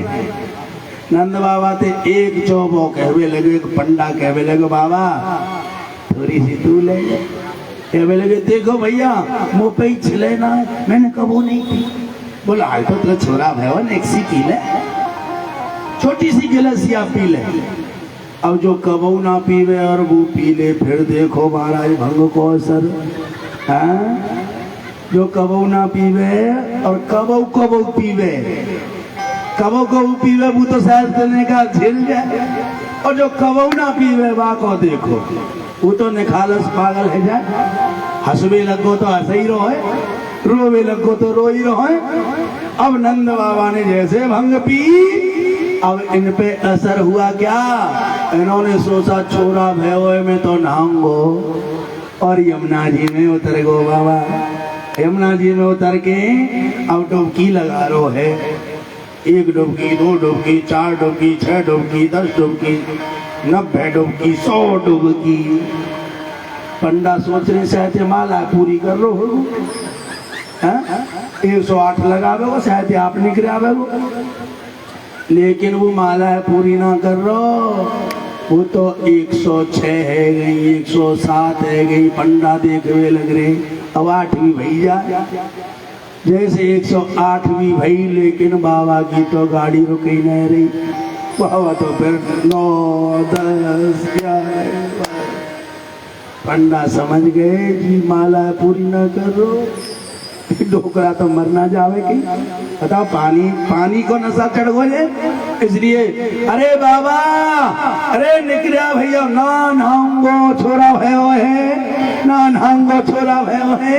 और महाराज खुशी के मारे डोकरा निकल नहीं रहो। आखिर पंडा ने लगी कहूँ हमें भांग खवाए के डोकरा मरना जावे, इसलिए सारे पंडन ने बाहर निकालो और कही बाबा घर तेरो लाला तू ही बुलाए रो है। अच्छा, भांग वाले व्यक्ति को तुम एक चीज की मोड़ दे दो, मोड़, तो वो तुरंत मुड़ जाएगा। अब तो लाला मोह बुला रो है, अब नायवे को नशा हट गो, बुलावे को नशा चढ़ गो, और भाग्यो के बाबा। और पहुंच गए महाराज नंद भवन में, और नंद भवन में पहले से ही आनंद आ रहा है। जाजा को पता चली यशोदा पे छोरा भयो 85 साल में, वही बधाई दे बेचारो है। नंद भवन में उड़ रही धूल, धूल मोहे प्यारी लगे। नंद भवन में उड़ रही धूल, धूल मोहे प्यारी। नंद भवन में उड़ रही धूल, धूल मोहे प्यारी लगे। हो नंद भवन में उड़ रही धूल, धूल मोहे प्यारी लगे। प्यारी लगे, प्यारी लगे, प्यारी लगे, मुझे प्यारी लगे। नंद भवन में हो, नंद भवन में हो, भवन में उड़ रही धूल, धूल मोहे प्यारी लगे। हो नंद भवन में उड़ रही धूल, धूल मोहे प्यारी लगे।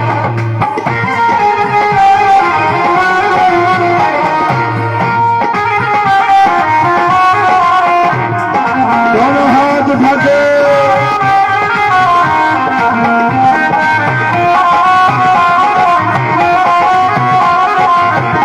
बोला भैया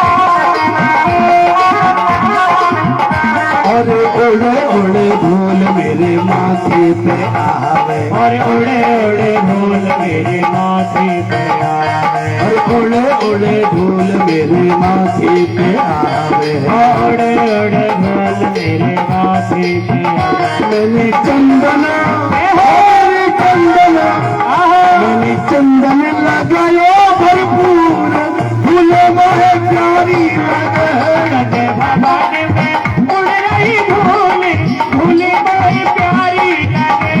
भवन में उड़ रही धूल, फूले मोहे प्यारी लगे। भवन में भवन में उड़ रही धूल, फूले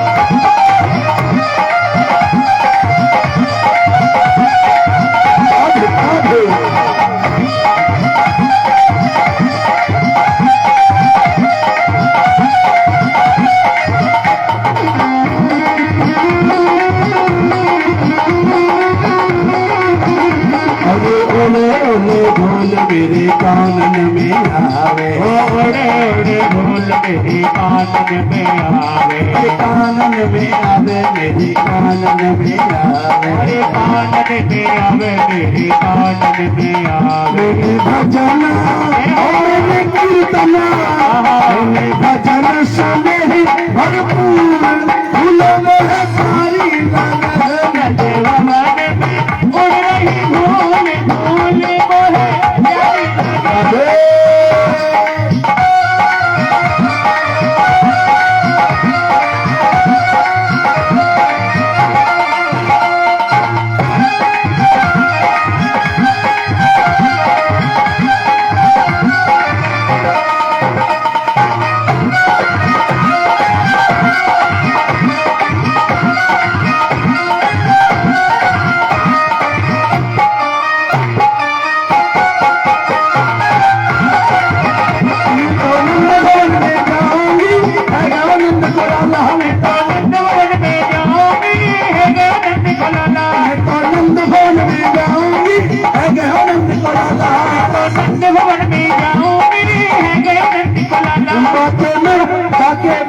बाके दर्शन करके आऊंगी बाके दर्शन करके आऊंगी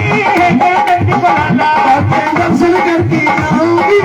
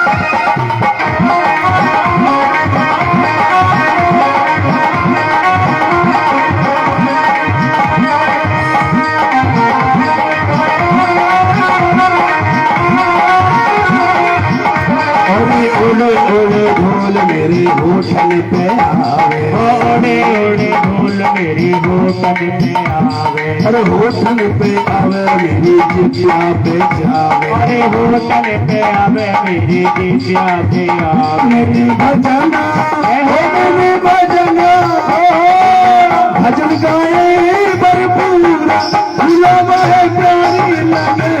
भवन में उड़ रही धूल धूल मोहे प्यारी लगे। आनंद के आनंद भयो, कन्हैया लाल की, आनंद के आनंद भयो। कन्हैया लाल की। सब जोर से बोले क्या? हम कहेंगे नंद की आनंद भयो और आप कहेंगे जय कन्हैया लाल की। और नंद के आनंद भयो, एक और जोर से, और नंद के आनंद भयो, एक और जोर से, और नंद के आनंद भयो। हम कहेंगे जवानन को लड्डू पेड़ा और आप कहोगे बूढ़न को लापसी। हाँ, बहुत से बोले रावड़ी, रावड़ी ना है वो लापसी है, चून की बने कहा है। अरे जवानन को लडुआ पेड़ा, जवानन को लड्डू पेड़ा। जो नंद बाबा है ना, उनने सबको इंतजाम करे हुए, दूर दूर से सब बधाई ले वे आ रहे हैं, इसलिए सबको इंतजाम करे हुए। भाई दूर से जाएंगे तुम, फरीदाबाद से गोकुल जाओगे, दिल्ली से गोकुल जाओगे तो भूख तो लगे आवेगी, इसलिए सबके काज इंतजाम करे हुए। जो दांतन बारे में इनको लड्डू पेड़ और बढ़िया बढ़िया माल बनाए, और जो बड़े बूढ़े वेदांती जिनके दांत ही ना है उनके काज हाँ लापसी बनाई है। तो जोर जोर से बोलो, अरे जवानन को लड़ुआ पेड़ा, जवानन को लड़ुआ पेड़ा, बूढ़न को लापसी बनाई है। अब देखो आप इतनी दूर से बुलाए हैं तो बाबा ने पैदल ना बुलाए, तुम्हारे का वाहन को भी इंतजाम करो है। जो जवान है वो तो हाथी घोड़ा पे बुलाए और जो बूढ़े हैं बिल्कुल पालकी भेजी है। और देखो मनते चलनो है सब बोलो, और जवानन को हाथी घोड़ा ए बूढ़े को पालकी। लापसी में बैठ के कौन सो जाएगा तुम हैं? अरे भले मानसो होश में तो रहो, जोश में हो। लापसी में ना चलनो बैठ के, बिगड़े जाएंगे तो सब दिन पे मक्की चिपकती जाएंगी। ये तुम्हें पालकी में बैठ के जानो है। हम बोलेंगे जवानों को हाथी घोड़ा, पर जवानों जिन पे बैठना आवे वे बैठियो, घोड़ा पे कहूँ लुढ़क जाए। हाँ जोर से बोलो, और जवानन को हाथी घोड़ा,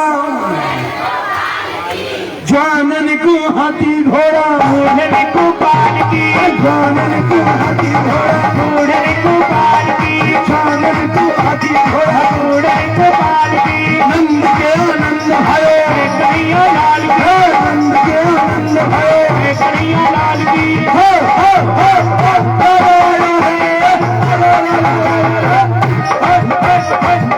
आयो है ब्रज में आयो है, नंद के आनंद भयो कन्हैया लाल की, नंद के आनंद भयो कन्हैया लाल की, नंद के आनंद भयो कन्हैया लाल की, नंद के आनंद भयो कन्हैया लाल की, नंद के आनंद भयो कन्हैया लाल की, नंद के आनंद भयो कन्हैया लाल की, नंद के आनंद भयो कन्हैया लाल की, नंद के आनंद भयो कन्हैया लाल की, नंद के आनंद भयो कन्हैया लाल की। बोलिए नंद के लाला की, ओके बिहारी लाल की जय हो। अब तो महाराज कोई लेवे बधाई, कोई देवे बधाई, और धन्य धन्य मेरी यशोदा माई। कोई बधाई ले रो है और कोई बधाई दे रो है, और यशोदा मैया को कह रहे धन्य हो मैया धन्य हो। दुनिया तो 85 साल में ऊपर चली जाए, तू बालक पैदा कर रही है। यशोदा मैया धन्य हो, और यशोदा मैया को बधाई दे रहे हैं। और बधाई की महाराज नंद बाबा ने इतना लुटाया कि नंद कछु इतनो जो दियो, कि नंद कछु इतना जो दियो, घनश्याम कुबेरहु की मत बोरी, और देखत सब ही लुटाए दियो। ना बची बचिया छछिया ना पिछोरी, कछु बचो ही ना, खूब लुटा रहे, जो हाथ भर जाए वही लुटा रहे। और लूटवे बारे हूँ महाराज पूछो ना, ब्रज में ऐसे धन परा फिर रहा है, गिरा फिर रहा है कि महाराज ऐसे लग रहा है कुबेर के खजाने में भी इतना धन नहीं होगा। क्यों? क्योंकि कोई अन्न लेके जा रहा है। अन्न वाले ने देखी, अरे मेरे पास तो अन्न है, मैं बोरा टांट पे धर के ले जा रहा हूँ, सिर पे धर के ले जा रहा हूँ, भला तो नोटन की गट्टिया गिन तो जा रहा है, कहाँ लाया भैया? और नंद बाबा ने दियो, बाने नाज वहीं फेंक दियो, पैसे ही चुना लिया हमें। जी पैसा लेके जा रहा हो तो दूसरों सोनो चांदी गिन तो जा रहा हो। बाने कही अरे भैया ये सोना चांदी कहाँ से लाया है? बोलो नंद बाबा ने दो, तू नोटन की गड्डी फेंक गो और सोनो चांदी ले भग दियो। अभी सोनो चांदी वाला लेके जा रहा है, एक देख लो हीरा पन्ना पुखरा जैसे करते जा रहा हो। बोल भैया हीरा पन्ना कहाँ से लाया हो? बोल नंद बाबा ने, बाने सोनो चांदी फेंक दियो और मारे चल पड़ो हीरा पन्ना पुखराज लेवे। और एक हीरा पन्ना पुखराज लेके जा रहा है। और आने देखी कि एक सखा के, एक ग्वाल के हाथ में कछु नहीं है। क्या कछु नहीं है, लेकिन बाकी गोदी की आकृति ऐसे लग रही है वो कछु खिला तो जा रहा है। क्या ये भाव है? उसकी गोदी में लग रहा है कि वो कुछ खिलाता जा रहा है। एक ने पूछा अरे भैया तेरे हाथ में तो कछु नहीं है, ये क्या खिला रो है? कहवे लगे तू बाब रो तो ना दिखे, मतलब ये मेरे हाथ में नंदलाल आ जाए खिला तो जा रहा हूं। और बाने महाराज हीरा पन्ना छोड़ गए और महाराज नंद बाबा के द्वार पे चले गए और कहने लगे बाबा मुझे तो लाला दे दे। तो जिसके हृदय में भगवान की झांकी बस गई हो उसकी नजर में हीरा पन्ना पुखराज सोना चांदी वस्त्र आभूषण अन्न धन किसी चीज की कोई औकात हो ही नहीं सकती। आज सारे ब्रजवासी ठाकुर के नंद उत्सव में सम्मिलित होकर और महाराज जय हो जय हो जय हो कर रहे हैं और जय घोष आवाज पहुंच गई कहाँ? मथुरा। जैसे मथुरा में जय घोष पहुंची राजा कंस कहने लगे गोकुल में पहले तो कहू ऐसा उत्सव नहीं भयो, आज इतना बड़ा उत्सव है रो तो जाको मतलब मेरो जो काल है जरूर गोकुल गांव में है राक्षसों को इकट्ठा किया। आज 6 दिन हो गए। कितने दिन? 6 दिन तक लगातार जय वंदना है रही है, रात और दिन जय हो जय हो जय हो जय हो। आज ना वहाँ यशोदा मैया का 6 है भगतानी कह रही ना ना भाई 5 दिन तो है। अरे तुम्हारे यहाँ 5 मोह नंद बाबा के यहाँ तो छठवा चल रहा है। हाँ आज नंद बाबा के यहाँ छठवा दिन है, छठी पूज रही है कन्हैया की और छठी पूजवे के टाइम पे और महाराज इधर कंस को पता चला मेरा काल गोकुल गांव में है, सब राक्षसों को इकट्ठा किया मेरा काल गोकुल गांव में भाई कैसे मारा जावे। तब भाई एक ने कहा देखो महाराज तुम्हारी बहन है पूतना। क्या? तुम्हारी बहन है पूतना, वो मायावी विद्या जानती है, उसे बुलाओ, वो जरूर तुम्हारे काल को मार डालेगी। और पूतना ऐसी बलशाली राक्षसी है जो राजा कंस को भी हराने की हिम्मत। आज राजा कंस ने पूतना को याद किया, हो बकी ही प्राकट्य हो बकी ही प्राकट्य हो। और बकी महाराज प्राकट्य हुई, राक्षसी ही हा करती हुई महाराज सामने प्रकट हो गई। भैया क्या आज्ञा है? बोले आज्ञा मेरा काल गोकुल गांव में पैदा हो गया है, क्या तुम इस काम को कर सकती हो? भैया ये तो मेरे बाएं हाथ का खेल है। भगवान कहने लगे आजा बेटी तेरी बना देंगे हम रेल है, तू आता जाए एक बार। और महाराज इधर पूतना ने सुंदर सा वेश धारण किया, आंखन में गजरा, बालों में गजरा, सुंदर साड़ी पहनी, महाराज लगा लिपस्टिक चिपस्टिक सज के चल रही और गोकुल की गली में घूम रही है। और गोकुल की गली में घूम रही है तो एक आश्चर्य की घटना घटी। क्या? ब्रजवासिन की एक आदत हो गई, बता मैं कि ना बता मैं बता ही देते हैं। ब्रजवासिन की आदत हो जाने के मलूक सी बैयर देख ली ना। हाँ ब्रजवासी पहले चौराहे पे इकट्ठे हो जाए, आज भी हो जाते हैं कुछ लुंगाड़े। हाँ तो चौराहे पे जब खड़े हो जाते हैं तो वो ग्वाला आनंद लेते हैं। कोई नई सी बैयर दी गई, बैयर तो सभी जानो औरत, हाँ ब्रज को शब्द है बैयर। तो कोई मलूक सी ने बैयर दी गई, भैया देख के सब मजाक करवे लग जाएंगे। हा अरे भैया देखो तो सही कैसे कारे कारे बादल मडरा रहे। अच्छा उससे कुछ नहीं कहेंगे लेकिन कहेंगे उसकी तरफ ही देख के भाई कारे कारे बादल मडरा रहे हैं। अब वो गोपी समझ जाइए निपूते मोहिते कह रहे हैं। और इधर पूतना जब सुंदर बन के जा रही है तो चौराहे पे ग्वालवाल खड़े हैं। ग्वालवाल कहवे लगे अरे भैया देखियो कैसी जोर से बिजली कड़क रही है, पतो ना कौन पे गिरेगी। पूतना समझ गई मोहिते मजाक कर रहे हैं। अब इतनी भीड़ में सब ग्वाल हैं, उनमें से एक ग्वाल से कहा क्या? सुनो जी। अब 10-20 ग्वाल का सुंदर कन्या की बात कर रहे हो और उनमें से एक है वो कन्या अचानक बुला ले तो कोई बोल रहा है सबसे सुंदर मैं ही बुलाया हूँ, I am best important in this meeting, मैं सबसे मुख्य हूँ इसलिए मुझे बुलाया। और महाराज ग्वाल को जैसे बुलाया, ग्वाल महाराज सुदामा की तरह दुल्लर तिल्लर चोलर पर गो चले आयो महाराज। हाँ देवी जी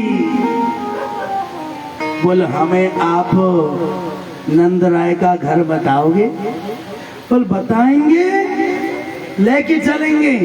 अब तो महाराज आगे आगे ग्वाल और पीछे पीछे पूतना चली जा रही है।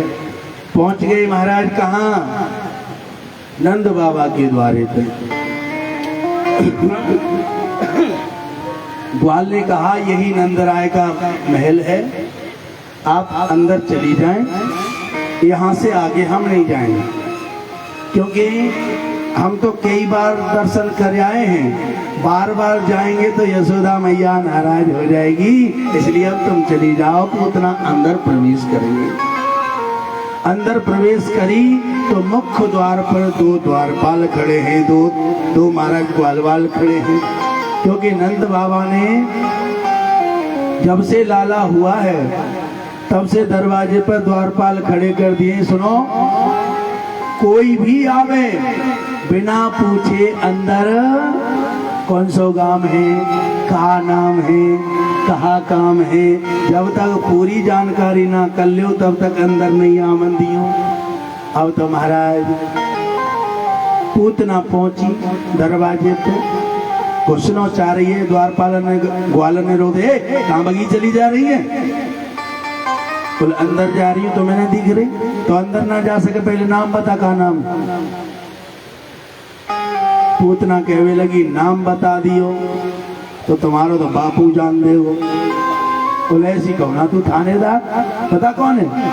कहने लगी मैं हूँ यशोदा की बुआ की छोरी। कौन हूँ? यशोदा की बुआ की छोरी नंद बाबा की कहा लगी? बताओ जोर से।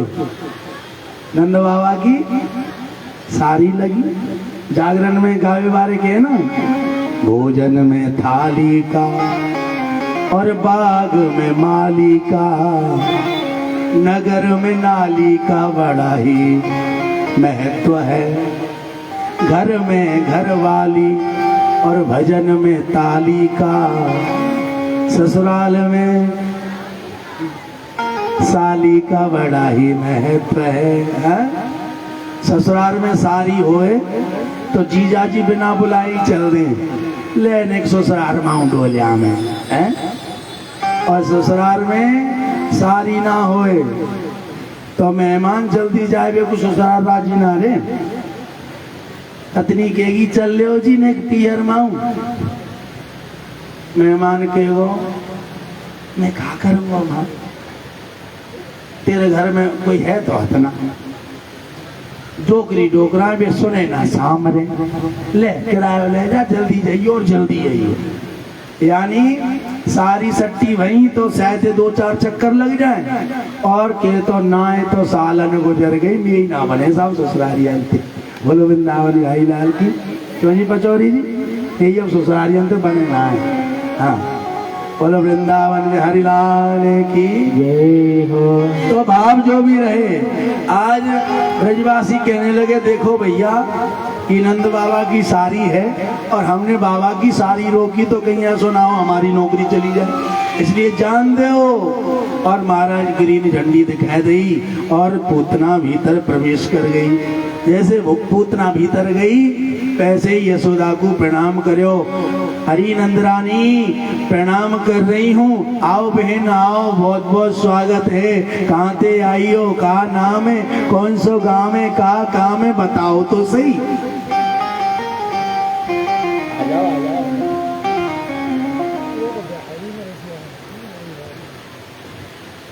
कौन कहता है? महाराज कह रहे हैं बिहारी भाषा में कोनो भजन होना चाहिए। अरे और हम बिहारी थोड़ी ना हैं, हम तो ठेठ ब्रजवासी हैं। हाँ, वृंदावन बिहारी लाल की जय हो। वो तो कबो कबो हम छक्का लगाए देते हैं। वृंदावन बिहारी लाल की जय हो। आज ब्रज की भाषा की कथा है, इसलिए मौका लगा तो हम बता देंगे। हाँ, तो अभी चलें ब्रज भाषा को आनंद लें। यशोदा मैया कहवे लगी, अरे कहाँ से आई है? यशोदा मैया से कहवे लगी, अरे तू काय को याद रहेगी, मैं तेरी बचपन की सहेली हूँ, मेरी कम उम्र में ही ब्याह है वो तो मैंने चली गई दूर, तेरो ज्यादा उम्र में ब्याह है तू आ गई पास, और वैसे तो हम तेरी सहेली हैं बिल्कुल खास। तू पहचान नहीं रही? ऐसी नाम बता दियो, मेरे गांव को नाम है चिकसौली। हाँ, अब तुम्हारा यशोदा मैया सोचने लगी 85 साल की उम्र है गई, ऐसे का कोई बचपन की सहेली हो, भूल गई होंगी। तो बताओ बहन कैसे आई? बोल आई कहा, हमें तो बड़ो कष्ट हतो पहले, काय को? बोल हमें कष्ट था कि तुम्हें 85 साल की उम्र है गई, कोई लाला ना बालक ना भयो, लेकिन जैसे हमने सुनी 85 साल में यशोदा को लाला भयो तो हमारी तो खुशी को ठिकाना नहीं रहो, हम तो लाला को बधाई देने चली आई। अरे आओ बहन आओ जी, लाला तो तुम्हारे आशीर्वाद से भयो है, लो खूब खिलाओ, और तुम जब तक खिलाओ जब तक हम अपने कछु काम है। अच्छा माता भोसी माता बत्तो हो, बत्तो सवेरे सवेरे अपनो काम तो करेंगी ना, पड़ोसन और बातन में लगा लेंगी जाएगी, लेकिन इनमें ही कछु माता होशियार हो। हाँ, जैसे कोई बत्तो घुसी घर में, बापे अपने के तो चनान नहीं बिनवाए ले, तो इन चनाने बीन में जब तक दूसरों काम देखो, बातों करते रहेंगे चनाने बीनते रहेंगे, हैं? ऐसे ही यशोदा मैया बड़ी चालाक है। अच्छा माताएं 4 प्रकार की होती हैं, बताऊं कि ना बताऊं? बता ही दूं। एक होती है हंसनी, एक होती है शंखनी, एक होती है पद्मिनी, और एक होती है बताऊंगा ना बताऊं, एक होती है डंकनी।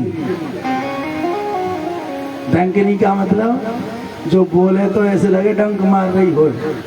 हाँ। हंसनी किन्हें कहते हैं? हंसनी उनको कहते हैं पति भेज दिए ऑफिस, बालक भेज दिए स्कूल, जब देखो भेड़ोरी सी डोल रही, अब इन्हें जाते ही बढ़िया क्रीम पाउडर लगा लिपस्टिक चिपस्टिक शीशा के सामने मटक रही है, बातें कहवे हंसनी। दूसरी होए शंखनी। शंख का मतलब क्या है? शंख जब बजता है, जब कोई पड़ोसी भूख लगावे, शंख कभी अपने आप बजता है? शंख तभी तो बजता है जब कोई दूसरों कान भरे, दूसरों हवा लगावे। ये माताएं वही होती है, असलियत का पता नहीं है, किसी पड़ोस ने चुगली कान में कर दी, तेरो सत्यानाश जाओ दे भैया, कीड़ा पर कौन सी गाली होती है तुम जानते हो सर, और बिना सुने ही महाराज शुरू हो जाए, वो थे हैं शंखनी। और पद्मनी, पद्मनी उनको कहते हैं, पद्म का मतलब होता है कमल का फूल। पद्म यानी कमल के फूल पर वास करने वाली जो होती है वो होती है लक्ष्मी मैया, जो लक्ष्मी की तरह सदैव अपने घर को समगा के चले, अपने घर को सुचारू रूप से चलाए, अपने घर के कार्यों को बिगड़ने ना दे। कोई बत्तो आ जाए तो वो उल्टी काम में लगा ले, बातें के पद्मिनी। यशोदा मैया भी पद्मिनी है, और डंकनी तो तुम जानो ही, इसलिए उनको तो बता नहीं कहा है। यशोदा मैया पद्मिनी है, इसलिए यशोदा मैया ने कही, अब जाते सवेरे सवेरे में बतराऊं कहा, या छोरा गोदी में दे दूं जी, खिलाती रहेगी, मैं अपना काम निपटा लूंगी। यशोदा मैया अपने काम में लग गई, और पूतना ने महाराज लाला गोदी में लिए। जैसे लाला गोदी में लिए महाराज, ये अपने स्तनों से कालकूट नामक विष लगा के आई है। गोदी में लेकर लाला को स्तन पान कराना चाहती है, लेकिन भगवान ने आंखें बंद कर ली। जैसे कन्हैया जी ने आंखें बंद करी, वैसे सुखदेव जी महाराज से राजा परीक्षित ने प्रश्न किया, गुरुदेव भगवान ने पूतना को देखकर आंखें बंद क्यों की? क्या भगवान पूतना से डर गए? सुखदेव जी महाराज कहने लगे, नहीं, भगवान पूतना से डरे नहीं, भगवान देवताओं से बात कर रहे हैं कि चौरे देवताओं, तुमने तो कहा था जब कृष्ण अवतार होगा तो मक्खन मिश्री मिलेगा, यहाँ तो 6 दिन को कोई जहर मिल रहा है, तुम बड़े झूठे हो। एक कहने लगे नहीं नहीं, आंखें बंद इसलिए नहीं करी, आंखें बंद इसलिए करी कि भगवान भोलेनाथ को याद कर रहे हैं। भोलेनाथ, जहर पीने का काम तो तुम्हारा है, कृपा करके पधारो, या राक्षसी के जहर तुम पी लियो और दूध है हम पी लेंगे।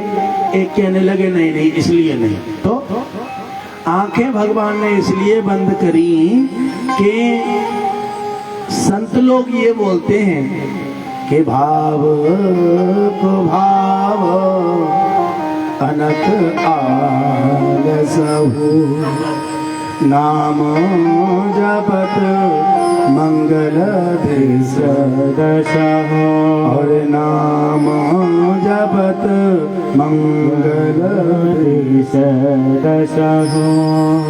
यानी भाव से, कुभाव से, प्रेम से, ईर्षा से, दुश्मनी से, आलस से, किसी भी प्रकार से आप भगवान का नाम लो, भगवान को अपने जीवन में लाओ, भगवान तुम्हारा हर हाल में कल्याण ही करेंगे। अब चाहिए जहर लगाकर मारने क्यों ना गई, लेकिन भगवान सोचने लगे राक्षसी है, ये नरक में जाएगी। लेकिन जब मेरी माँ बन के मुझे दूध पिलाना चाहती है तो मेरी माँ बन गई, वो नरक में नहीं जानी चाहिए, इसलिए बैकुंठ में जगह देख रहे हैं, इसके लाग कोई बढ़िया सी जगह देख लेता हूँ। आंख बंद कर। एक कहने लगे नहीं नहीं ऐसा नहीं है, भगवान ने आंख इसलिए बंद करी कि भगवान की एक आंख में चंद्रमा है और एक आंख में सूर्य है। चंद्रमा और सूर्य दोनों कहने लगे हे गोविंद, जो दुष्टा तुम्हें मारने आई है, ऐसी दुष्टा के हम दर्शन नहीं करना चाहते, इसलिए आंखें बंद हो गई। भाव जो भी रहे, भाव जो भी रहे, भगवान ने आंख बंद करी।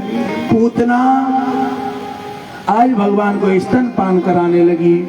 पहले भगवान ने विष को समाप्त किया, फिर दूध को समाप्त किया, अंत में इसके प्राणों को खींचने लगे। जैसे इसके प्राणों को खींचने लगे, ये अपने असली रूप में प्राकट्य हो गए और असली रूप में प्राकट्य होकर भगवान को अपनी छाती पर लेकर उड़ने लगी। ये विशाल का है पूतना और ब्रज मंडल के ऊपर घूम रही है।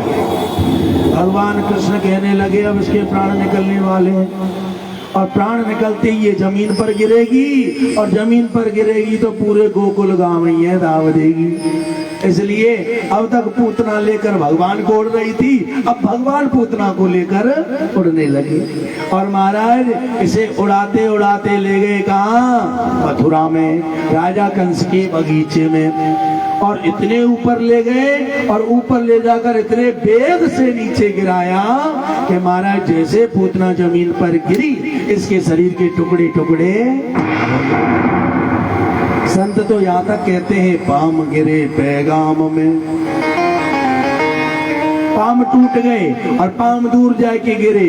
पाम गिरे पैगाम में और मूड गिरो मुड़सान, हाथ गिरे जाके हाथ रस मथुरा में मिलो निशान। यानी पैगाम 45 किलोमीटर दूर है मथुरा से, मुड़सानो इतना ही है लगभग, हाथरस भी, यानी कि 50-50 किलोमीटर दूर तक अंग टूट टूट कर गिरे। सिर्फ धड़ ही धड़ रह गए हो कहाँ? मथुरा में मिलो निशान। भाव जो भी रहे, पूतना को भगवान ने मार डाला। अब पूतना की छाती पे भगवान खेल रहे हैं और भगवान बार बार मरी मराई के ऊपर भी हाथ चला रहे हैं। अब देवता कह रहे हैं भगवान अब तो मर गई, अब तो छोड़ दियो जाए। बोले ना, नेकाल कहूँ प्राण बच रहे होंगे तो जाए, ठौर जानते मार के छोड़ूंगो। और भगवान हाथ चला रहे हैं। सबरे ब्रजवासियों में शोर हो गया, अरे ले गई ले गई ले गई ले गई, मेरे कान्हा है कोई राक्षसी ले गई। सब ब्रजवासी कान्हा के पीछे, पूतना के पीछे पीछे भागे, मथुरा पहुंचे। यशोदा भी रोती भई आई और यशोदा ते गोपी कहने लगी चोरी, तू 90 साल की नौकरी है जा रही है तो भाई एक छोरा ना समझ, छोरा राक्षसी लेके कैसे गई? यशोदा मैया कहवे लगी तो का भयो उम्र ही तो 85 साल है गई है, छोरा तो पहली बार ही भयो है, इसलिए राखवे को आदत नहीं है, इसलिए गड़बड़ है गई। भाव जो भी रहे, यशोदा मैया लाला को लेके आई, पहुंची गौशाला में, गाय की पूंछ से झाड़ो लगायो, राक्षसी के पास से आयो है। अगर कोई बालक तुम्हारो कहीं गलत जगह पे आवे तो गाय की पूंछ से झाड़ो लगाना चाहिए, उसकी आधा व्याधा सब चली जाती है। पर सावधान, गाय सीधी होनी चाहिए। हाँ, गाय सीधी होनी चाहिए। तुम झाड़ो लगाओ तो छोरा तो सही है जाए, तुम टेढ़ी चलन लगो एक ही लाख में, इसलिए गाय सीधी होनी चाहिए झाड़ा लगाते समय। भाव जो भी, आज भगवान कृष्ण को नहलाया धुलाया, छठी पूजन हुआ, धीरे धीरे भगवान की लीला आगे बढ़ी।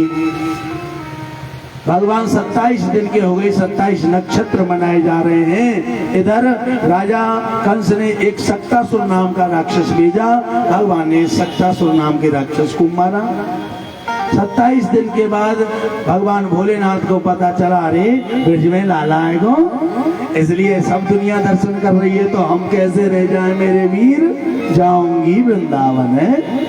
और महाराज आज भगवान श्री श्याम सुंदर सरकार के दर्शन करने के लिए और मिलने कन्हैया से शिव शंकर आया है, मिलने कन्हैया से